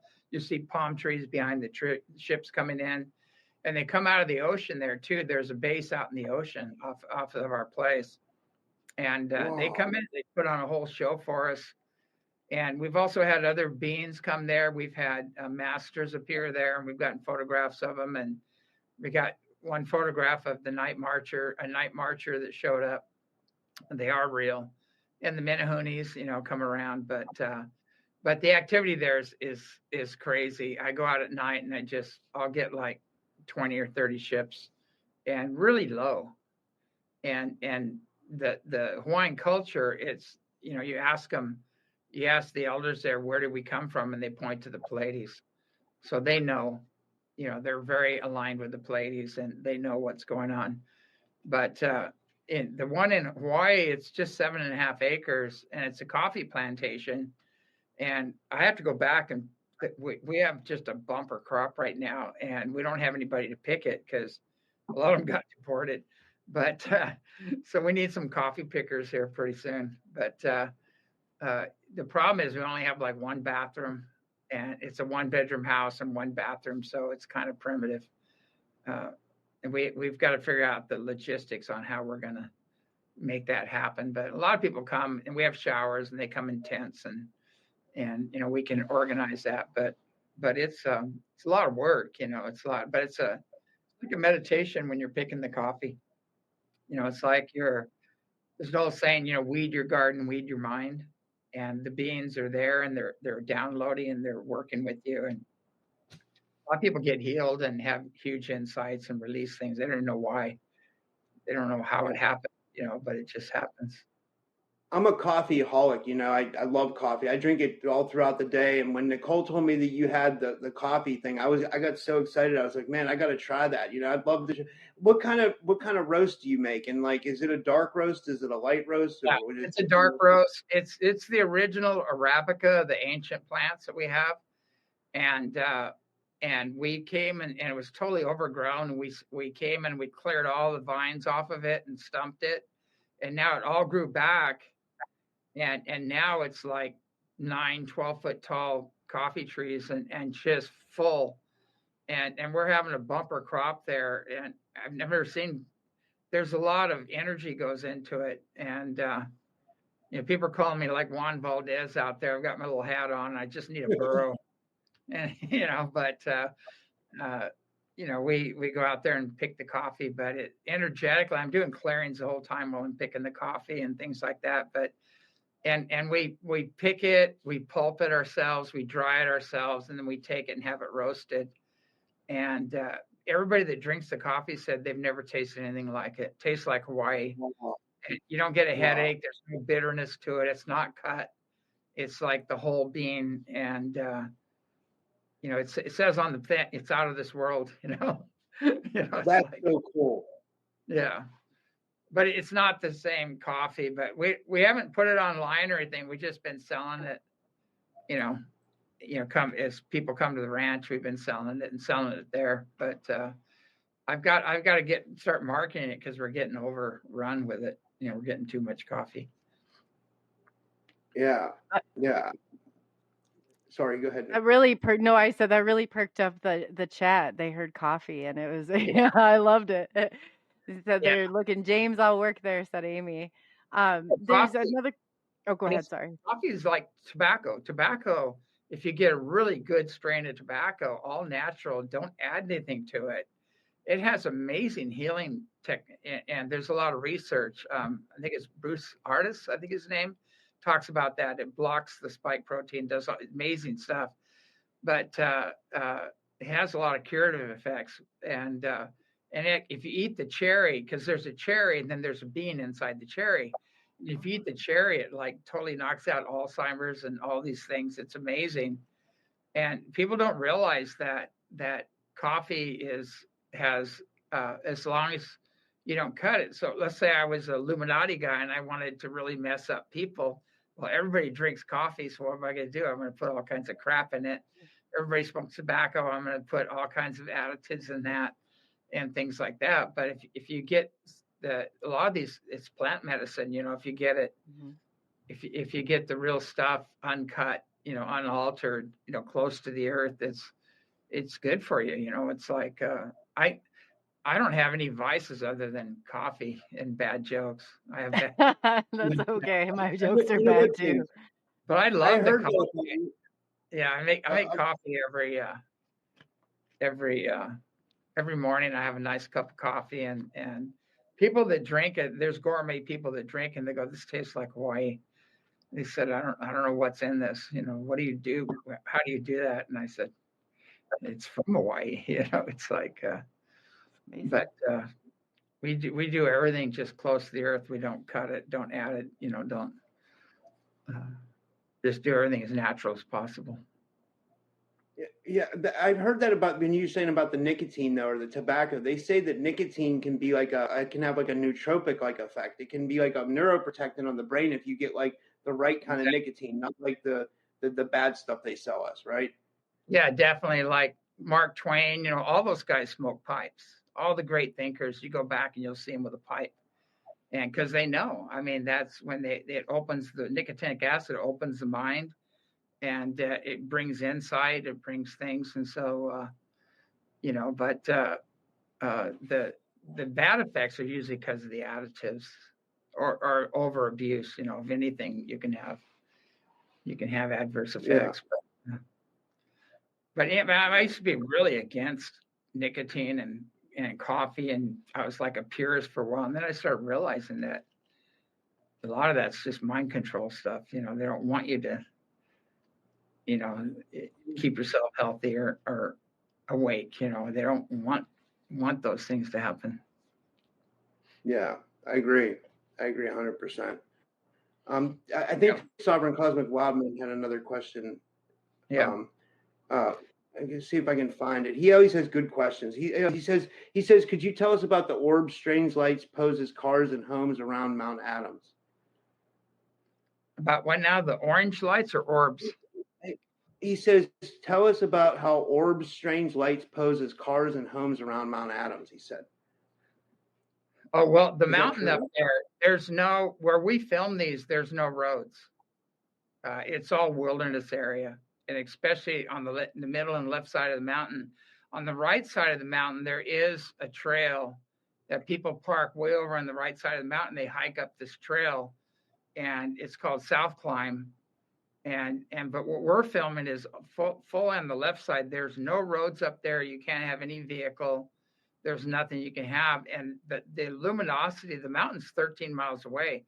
So that light we showed earlier, that big gold light, that was 13 miles away. So you can imagine the luminosity and the candle power of that, of that light. That's 13 miles away. Wow. So what can create a light that big? Right there is exactly what it looks like from the ranch on the mountain in a wilderness area where there's no roads. It doesn't make, and we had guys come up. I keep brain farting on this guy's name. I need to write it down. I don't know why I keep forgetting it. Steven something, I can't remember his name, but he brought up like $150,000 worth of gear, and he had 2 different kinds of night vision, thermal, everything. This is all military grade stuff. And he did an investigation on it. And after he was done, he said, I have more questions than answers. He said, this light we're seeing is not from the earth. It's like starlight. It's cold light. There's no body attached to it, no person there. He goes, I don't know what it is, and it's moving intelligently all over the mountain. Doors are opening, lights are coming out of the mountain, going up into space. Everything there is no normal standard explanation for this other than it's either off-world or interdimensional. There's no other way to explain what's going on. And people go, "Well, that's ball lightning," and that's it's not. There's no lightning. It's like these things are intelligent. They don't. Ball lightning is just piezoelectric energy. It just bounces around on the ground and then fizzles out. It doesn't do what these do. Yeah, it seems like someone might have in the government or somewhere might have created the term ball lightning. I mean, like not created it, but like used it as a way to knock real UFO sightings or something. Because we heard that a lot during the regional days and the Project Blue Book. It's like one step up from the weather balloon. It's very, very rare, and it just doesn't happen very often. Yeah, I said that you would hear that a lot when, during the Blue Book cases. I think J. Allen Hynek originally said that he was trying to say that a lot of UFO sightings were ball lightning, but then he came to his senses and he had a transformation where he actually started to believe in the phenomena after a while. Yeah, he did research up here. He wrote about the lights on Mount Adams, and he said that they were random. He said they would pop out, they'd move all over the place. And every time they grabbed their cameras to film them, they disappear. And he said there was no logical explanation for these lights that they were seeing on the mountain, and they're huge orbs and they're flying and they're making turns and powering up and everything. So even he said there's no explanation for this. Wow.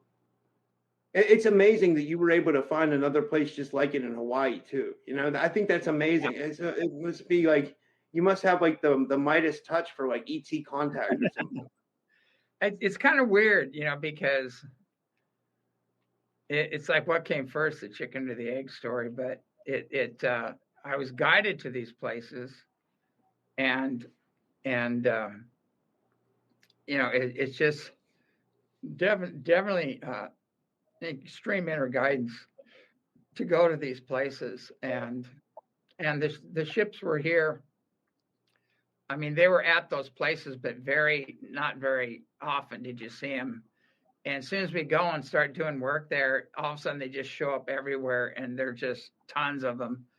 So they seem to follow me wherever I go. But I think that place already had a history, and there's bases out in the ocean there. So it's kind of like a combination of things happening. I got a question for you, James. Is there a way that people who live in places like me, I live in Pittsburgh, Pennsylvania, or Nicole lives in Iowa, can we reach out to the beings and ask them to show themselves to us? And would it take some time? Do you think it's something that we could pull off? I mean, I know it's more probable if we would come to ECETI, right? But can we have our own CE5 kind of experience? I know I hear people doing it all the time in groups like CE5 groups, but can any random person kind of do it and reach out to the beings and try to get them to appear? No, we have an exclusive on ETs and gods, but no, I'm just anybody can do it. Basically, there's a lot of people that they say it's all about them. I mean, some people came here and they said the ships wouldn't be here if it wasn't for me. It's all about them and some top people in the ufology. I won't mention his name, but it's just unbelievable, the ego and the stuff around this. But they're attracted to consciousness, and as you're raising your frequency and putting the call out and initiating contact, they're going to come. And if you focus on love and joy and bliss and send it with the intention of having a contact and qualify it, just say we want to work with only benevolent, spiritually and technologically advanced beings that are here for the awakening healing process, be sure and qualify it. And it's a good idea to learn how to heal unseen negative influences. Do a little prayer before you start and set the intention and create sacred space. You can anywhere. I mean, they'll pick it up. They're telepathic. They know us better than we know ourselves, and they can just look at us and read us and know what, whether there's purposeful good in contacting or not. And but they're like cosmic cheerleaders. If you go out, and I always tell people, just go out and on your deck on a clear sky night and say a little prayer and look up and see what happens, because we did an intention experiment on Art Bell a long time ago. It was one of the first ones. And people saw so many ships and had very close and personal contacts, and that the lines shut down. They couldn't answer all the calls. Their emails blew up. It was such a success that they couldn't even field all the people that had sightings or had contacts. So if we start doing that, people can do that with this show. Like just go out and go out on a new moon. It's great when the moon isn't interfering. If you have clear skies, there's so much stuff flying around up there, and some of it's ours, some of it's our own space fleet and things like that, but a lot of it is not. And there are fleets of ships up there right now, just going in every direction. And you'll see Starlink coming by, and you'll see they're all perfectly spaced. And then all of a sudden you see this shoo coming through it and around it and everything else, so it's not Starlink. They're not satellites. And you just look at how they behave. And if you do it right, they're going to power up. They're going to fly over and they're going to go boom and power up and say hi. Wow. I got to see that. Yeah, it happens here every night. If it's clear skies, you're going to, like just this last week, it's been crazy. We've had, triple power ups, huge ships coming in, just crazy stuff going on. I had one experience one time. Well, actually, when the crazy drone sighting stuff was going on, I filmed a drone, but I'm pretty sure it was a drone. But then 3 days after that, you remember a lot of people were seeing drones with orbs. I was walking, there's like a BP gas station right by my apartment here, like close to it. And I was walking, and I 300 feet above the BP was this like plasmoid shape-shifting orb type thing. It was like purple and green, and I was like blown away. I was like, holy smokes. So I tried to film it, of course, and it knocked out my phone, or it was like giving my phone complications. Like it was messing up the camera. And I was wondering why nobody on the road was like pulling over and like doing anything. Like it was like, but I've never saw a classic saucer UFO or anything like that. But that was the closest, I think what I saw was interdimensional or something like that, but I mean, I don't know, All three were happening. There was our stuff there. There was Chinese stuff there. And then there was the ETs were there. And I think they're going to try to pull off some kind of a false invasion thing. And when the real ship showed up, they went, oh crap, we have to do something different here. And they actually took some of those drones and attacked some UFOs that were there, some benevolent ones, and they just fell right as soon as they tried to attack the other ones. They just fell out of the sky and hit the ground. So there's a combination of things happening there. Yeah, I was gonna say I saw videos of orbs like taking out the drones at that time. I remember. Exactly.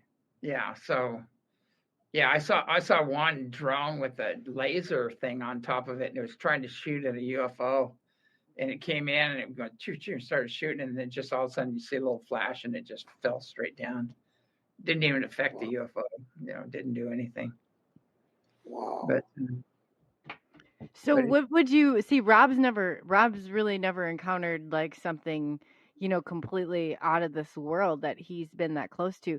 What are some, I know some of the techniques that I use to bring him in. What are some of like the CE5 or some of the protocols that you use in order to bring them down? Well, some of the CE5 stuff is just mental, and it's a big, long protocol. It's too long. It's not that complicated. And also too, there were people using that technique to bring in grays and reptilians and things like that, which are not good. There's an app too that does that. And somebody came here and they brought the app, and I said, shut that off right away. And it gave me a headache, just being around it. But that really what you want to do is go out and just meditate and focus on love and joy and bliss, and then do that healing prayer. Like I do my own version of it. I kind of go, oh, cosmic birther, Father, Mother, God, come forth, And I said, if there's anybody out there, any spiritually and benevolent off-worlders that want to contact, make yourself known, and boom, the whole sky starts lighting up. There's stuff everywhere. And you can, even the healing prayer that we do, the healing technology, I've seen people totally butcher it and it still works. So it's intent is 9/10 of the law. And raise your frequencies, because these are very loving, joyous, very spiritually and technologically advanced beings. So when we can raise our frequency and put out a call, they're going to get it. They're going to come. That's so true too. I guess I always, like, even in my head, like, you can shorten the CE5. It's none of that is. But then I also wonder too, how can people tell the difference so they're not bringing down the grays, or they're not bringing in negative entities? Well, the mind in which you seek is the mind in which you connect. Mm-hmm. So if their mind is driven by ego and driven by see me, I'm special, and that kind of stuff, that's the kind of energies you connect with. And so it's like, that's why you have to get, really get into the heart, get humble, and put the call out there, and you'll see things. And I remember I had a woman here. I told that story before, but I had a woman here, and we're doing a sweat lodge I had some chiefs here actually.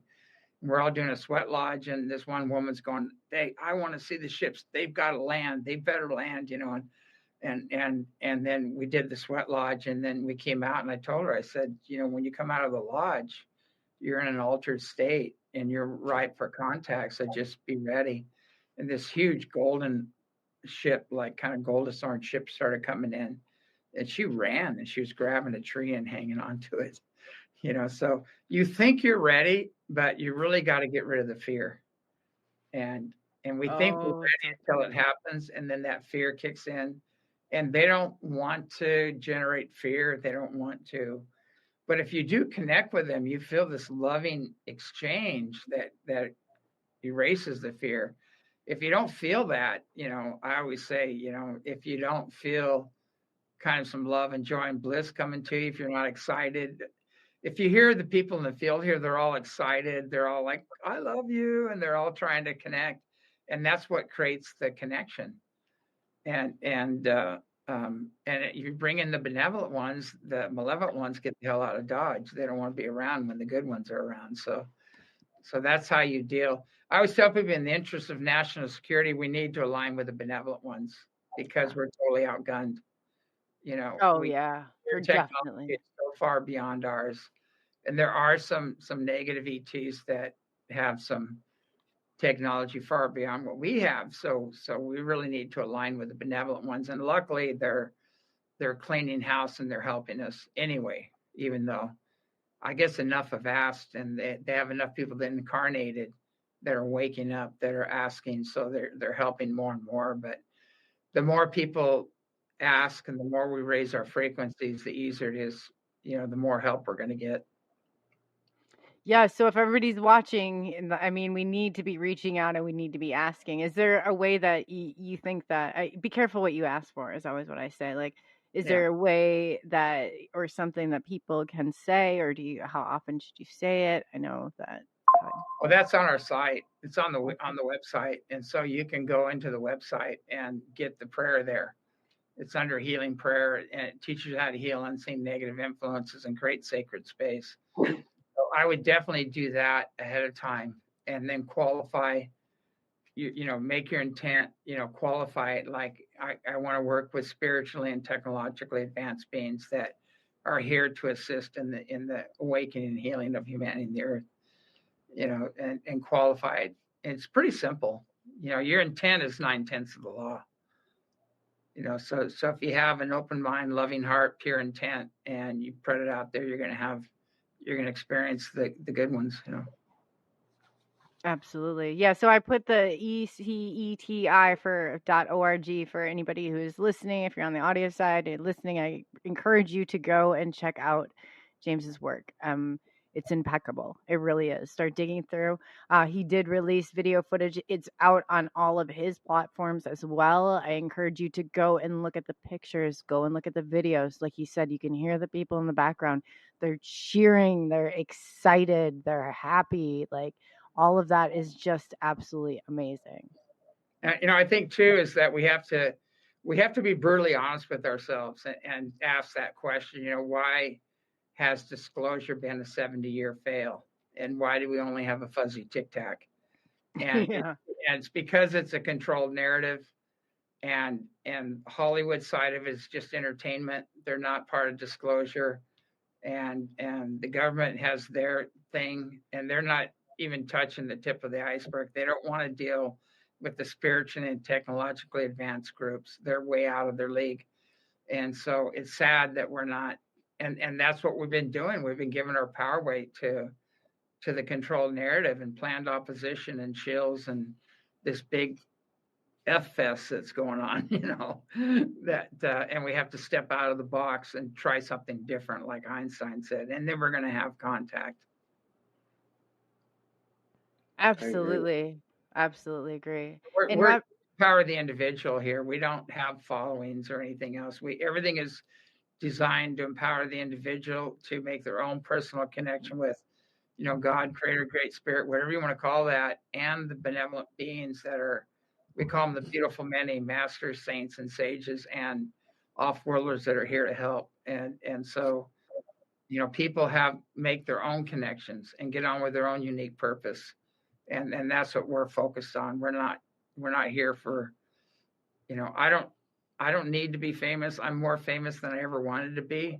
I'm kind of reclusive, basically. I like gardening. I like being in nature. And people go, you love to go to these big events. I said, no, I don't. I have to drag myself to them, so. And you really are, though. You're one of the most, you send pictures of all the time of nature, of deers that are flocking around you. I mean, flocks of geese. I mean, the ducks. I was like, oh my gosh, it's just amazing to see. And we hand feed the animals here. They have no fear, and they walk right up to you. And so it's kind of funny, except when the bear. We have a couple bears that come through now and then, but they've never ever harmed anybody or anything. They just go through and eat a few plums and apples and keep going, But oh wow, they sense the energy of the land. They're attracted to it, So whenever the farmers lose their cows or their livestock, they come to ECETI. Because they break out and they come to our ranch. And they go, yeah, they're getting out of there. I don't blame them. Your cows are over here, and they go, why do they come here all the time? Because they pick up the energy, and they come for healing, and they come for the interaction, basically. And you got a beautiful dog, and somebody was asking before about animals and ET connections. Yeah. Real quickly, can you touch on that? Yeah, that picture I showed you of my dog has two lasers coming out of his eyes going up to these orbs in space. And he was like an alien dog. I named him after an Andromedan, which was Jadar.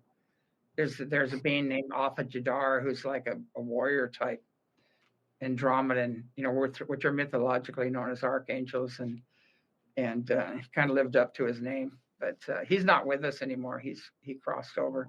Oh, but, I'm sorry. Yeah, the animals are very attuned here. They know what's going on. And you're such a grounded person. You really are. I'm so fortunate that I get to hear. I mean, like every day, I get to get a piece of this. And two, if anybody wants these pictures, you go ahead and reach out, and I'll get them and put them up there because James sends them. And it's a mound of evidence that you have. But you're such a grounded individual who's so in touch with like what's going on around them. How do you keep that sense? Because let's face it here, everybody in this community knows who you are. Everybody has heard, it's like, and I think they think that you're kind of untouchable to some. And I'm like, he's the most down to earth person I have met in a very long time. I tell people, I burp and fart like everybody else. I tell bad jokes and everything else, and I keep it grounded. And the daytime, we're always cutting down dead trees here and getting firewood and working the fences. And we have livestock here. And, and gardens, big gardens and things like that. And I'm really working close to the land. I have to, because if I don't stay grounded, I'll go off into la la land, which unfortunately a lot of people do. But you got to keep it grounded. The more grounded you are, the more energy you can bring through.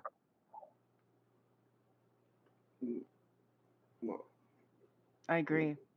Because especially with your work, I mean, you're transitioning. If those of you who have not seen this picture, I'm going to pull it up one last time because I've sat here and I've stared at this picture I don't know how many times. Here's James at the International UFO Conference. Am I saying that? Did I say it right? Yeah, International UFO Congress, excuse me. Yes. So he is transitioning between himself and a light body. Would that be the correct terminology to use, James? Yeah, shifting to my light body. I have other photographs where you see one body and the other body outside of it moving up, going out, and I'll send you those. I'll have to dig them up, but wow, I have all kinds of pictures where I'm phasing in and out all the time, and it's not just me. Other people are doing it on the ranch here because it is a vortex, and a lot of anomalies happen here. And sometimes I'm meditating. I'm on this hill we call it Lemurian Hill, and I'm sitting on the hill and I'm meditating, and like a coyote will come up, and they won't see me. And they'll walk right up to me and they kind of start sniffing and they're trying to figure out what's going on. And they'll be like 2 feet away from me. And I go, boo, like this. And they howl and jump straight up in the air and then look at me and growl. They don't see me till I say something. And that happens with other people too. I'll walk up to them. They don't even see me.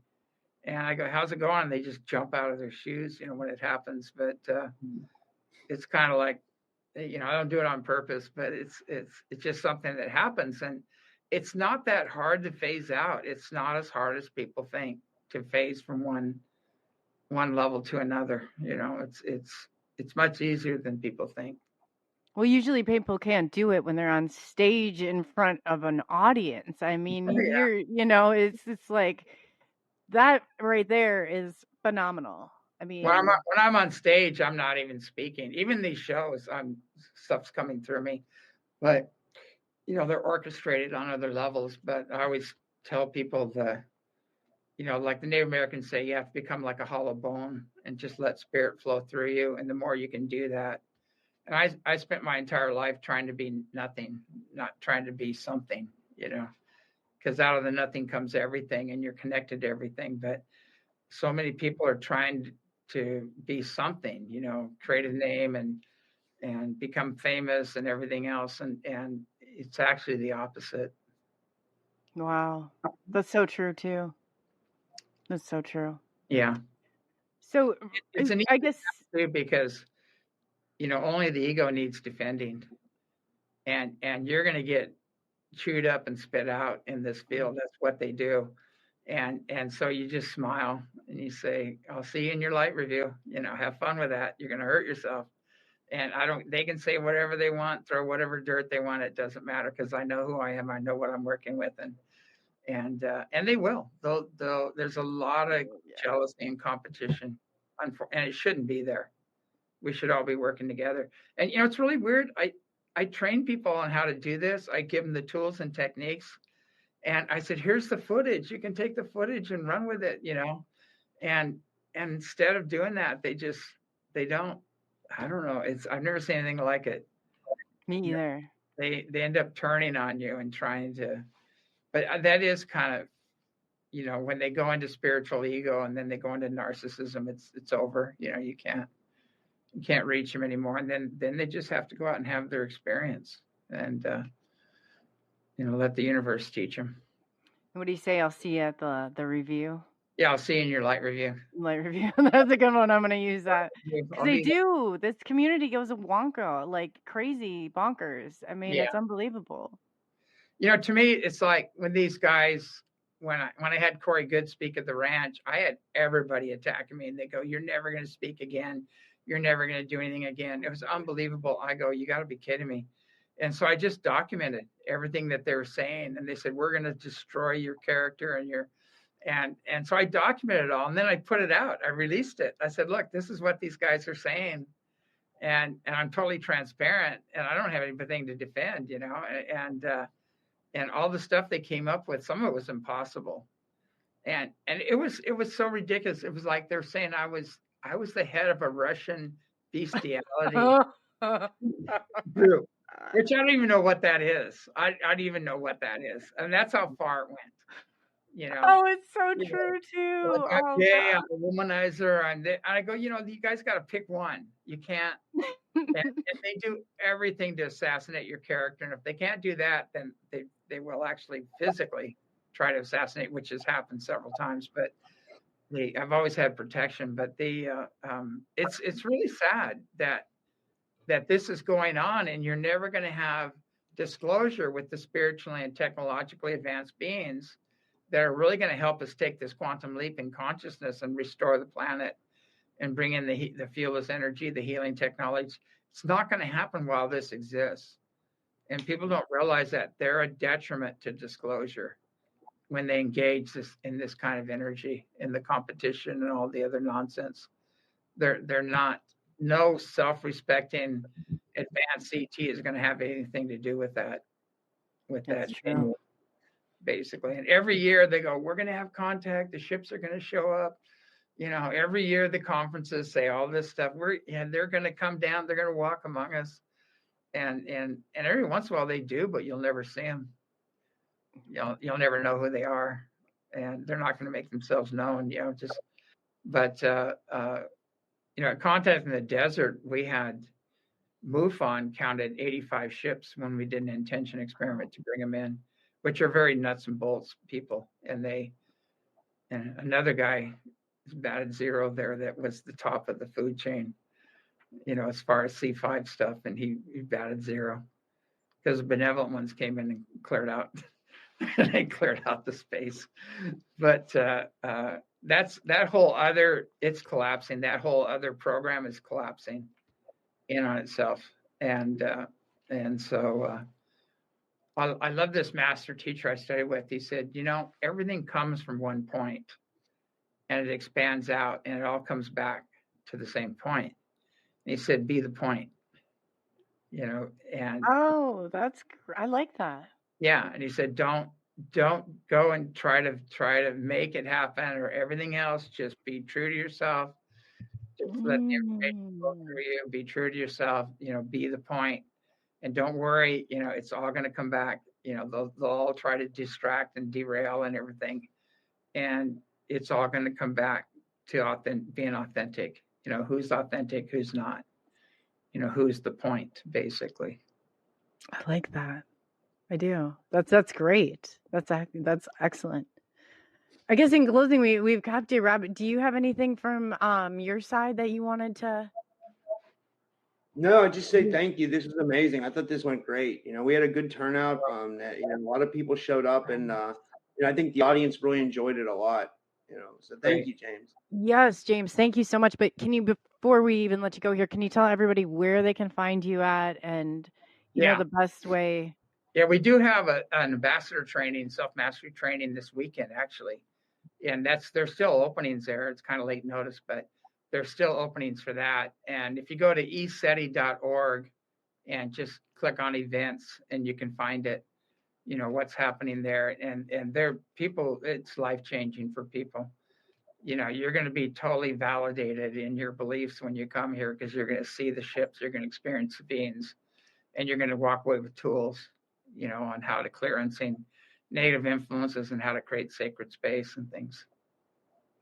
Yeah. And then get the books too. The books are really powerful. There's five different books, and they talk about all my experiences with the different beings, what I learned from them, and one's Reunion with Source. It talks about the near-death experiences, and the other one's Becoming Gods and the Ultimate Soul Journey. And then there's Anunnaki Return and UFOs, The Origin of Man and Religion is the last book I wrote, because there's so much misinformation out there. I thought that would clear things up, but they're getting out there. They're flying out the door right now. Wow. And then you have your show on Rumble. Yeah, my show. I'm in the chat on Rumble during my show, and so I'm in there, and I'm actually telling bad dad jokes and joking around in there. So I think they're hilarious, but yeah. I figure But we have the show, and then and it's on BBS Radio, on As You Wish Talk Radio, which is huge. It goes out on iHeart to 150 countries, and then we have it goes out on X, it goes out on Telegram, it goes out on Rumble, and a few other venues. So it's really getting out there. It goes out to millions basically eventually. So That's so amazing. it's getting out there. But the last show was, I think we have to reload it. It got hammered so much that it plays a little bit, stops, and then it deletes, and then I've never seen anything. I don't know how they do it, but I'm sure we have our own little task force designed to Oh, I bet you do. sabotage, this information. I bet Is you your do. Rumble channel ECETI Stargate official, James, so people know, so they can look it up and subscribe to you? Yeah, ECETI Stargate on Rumble. It'll pop in and say official, and go into there. And there are some people, fakers, that are creating Facebook pages and Telegram pages that are trying to act like me and sell you stuff. And we don't do that. We don't I wanted sell to tell you products. that someone contacted me the other day and pretended to be you. I'll report the profile. I'm pretty sure it was a fake. Yeah. Yeah, let me know when that happens. Like, text me or something and tell me where it is, and I'll send our producer after it. But yeah, these guys are just unbelievable. They're posing. They're always trying to sell some kind of Bitcoin or something on the site. And last person was selling oils. I don't know, some kind of oils. Oh man. And just, if somebody's trying to sell you something and posing as me, just turn them in, because we're not selling anything. You can go to our website and everything's there. The books are there. All the stuff is there. But we don't push, Bitcoin or any of these other programs, wallets, and all this other stuff people are doing. We don't do that. Yeah, within a matter of seconds, Myra's really good about it, hopping on there and doing it too. But within a matter of seconds, I saw one of your accounts and one of Peter's accounts back to back pop up, and I was like, oh my gosh, they don't stop. Yeah, that's how they mess with you. They try to muddy the waters, and they do it. They're tricky. They do everything they can to shut it down, but it doesn't matter because they're only digging their own grave, basically. Yeah, eventually. So yeah, if anyone's out there, there's James's accounts, like the ones that are official, ECETI ones, and all of those. But the other ones, yeah, they are definitely everybody's trying to market or profit out there. It just seems like, but yeah, it's sad. It's sad because and we do help a lot of people. We share all of our footage and latest footage, everything with people. It's like we don't charge them or anything, and so people have the right. If you have an open mind, loving heart, pure intent, we help people, get going. And unfortunately, there are some major people, even radio shows out there, that have done quite a lot of backstabbing, and so we had to break off with them. So we don't sponsor them anymore. We just said, no, sorry, That's what I like about you too, is that you don't take the deals like that. Yeah. It's got to be impeccable integrity, or we don't do it. And there's not much of that left. No. People operating from that level. But we always tell people, it's like, there's a lot of integrity and morally challenged people out there in the field, unfortunately. And some of the stuff they're doing, I mean, it involves kids, and people don't realize how much that's infiltrated. And so that's all going to come out. These guys are going to disappear. Yeah, and everybody's saying, "Hey, thank you, James. I love you, James." I mean, you have this is an amazing opportunity for everybody. If you haven't seen, James has also released. I'll get that over to you too, Rob. Like the pictures, the videos.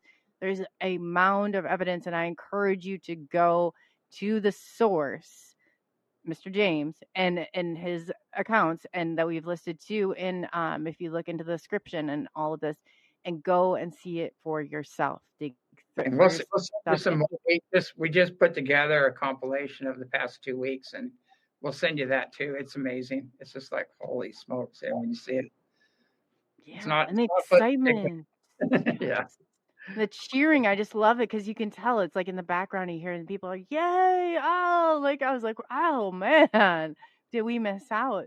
But again, I just reminded people of what they already know. I'm just a reflection, basically, and unfortunately, the world reflects a whole different picture back to them. So when they see this and hear this, it's just igniting their own inner knowingness in their own soul. So it's like, what you see in me is in you, basically. Well, I like the reflection then. I mean, this is great. But yes. So thank you again, James. We'll definitely be in touch soon. And yeah, so we thank you again for your time, and we'll get all that information out there for everybody. I encourage you to go over, follow James, go to ECETI, ECETI.org. You can check it out if you're going to be in the area in Washington area during the ranch. I mean, go and get some of this training done. Rob and I are dying here over here, and it's like, if you can get there, go there. Definitely. Man. Yes. So thanks All again, right. James. Yes. Thanks, Oh, James. isn't he like just wonderful, Rob? I tell you, I just absolutely just Yeah. value this time. It's just amazing. Amazing. Yeah, this was good. I mean, I didn't really promote it that much because because we had the time mess up, right? But like, Yeah. still with that, we still had like 50 or 60 people watching on YouTube, on my YouTube, and then I had like 30 or 40 watching on Rumble. So like 100 people, and I know you get a lot on your Twitter and stuff. Like, Yeah, we're up so- about I think our 235 is what I see across on Twitter. So that's amazing in itself. So I mean, there's about like I guess grouping together, we got about close to 500 people watching and getting this message out. So that's amazing. That is Yeah, and I amazing. just got a really nice comment on Rumble from Ralph Branzier. He says, "I love this show and I love James." So I think people like the collabs we're doing, which is good. That's what the goal is. I'm glad we did this. Yeah, and we We were can both stretch having a bad day at across. first, So me too. Yeah. Yeah, I think we were both having a bad day at first, and then we just That's decided to so do it. true. But yeah. Oh man. Sometimes you get into this stuff. Yeah. I'm so glad we did. Yeah, I am too. You're right about that. I'm so glad we did. I don't know why I'm freezing up a little bit, but I saw that. So, yeah, in closing, Rob and I, we got some. Am I cutting out? You're good. You're good now. Yeah, Yeah, so you're we good. have some exciting stuff, I guess, before we completely phase out ourselves, because I can see a delay like right in front of me. So we'll go ahead and we'll call it a show. Yeah, Okay, yeah. perfect. So yeah, so I guess thank you for taking the journey into the unknown with SNX Radio. Thanks, guys. See you guys. Good night. Also, yes, and we will be updating very soon. We got some fun and exciting stuff. So with that, I guess we are out of here. So yeah, until then, enjoy your weekend. Stay safe out there, everybody, and we'll be seeing you very soon. So good night. If I'm totally stuck here. Okay, we're ending.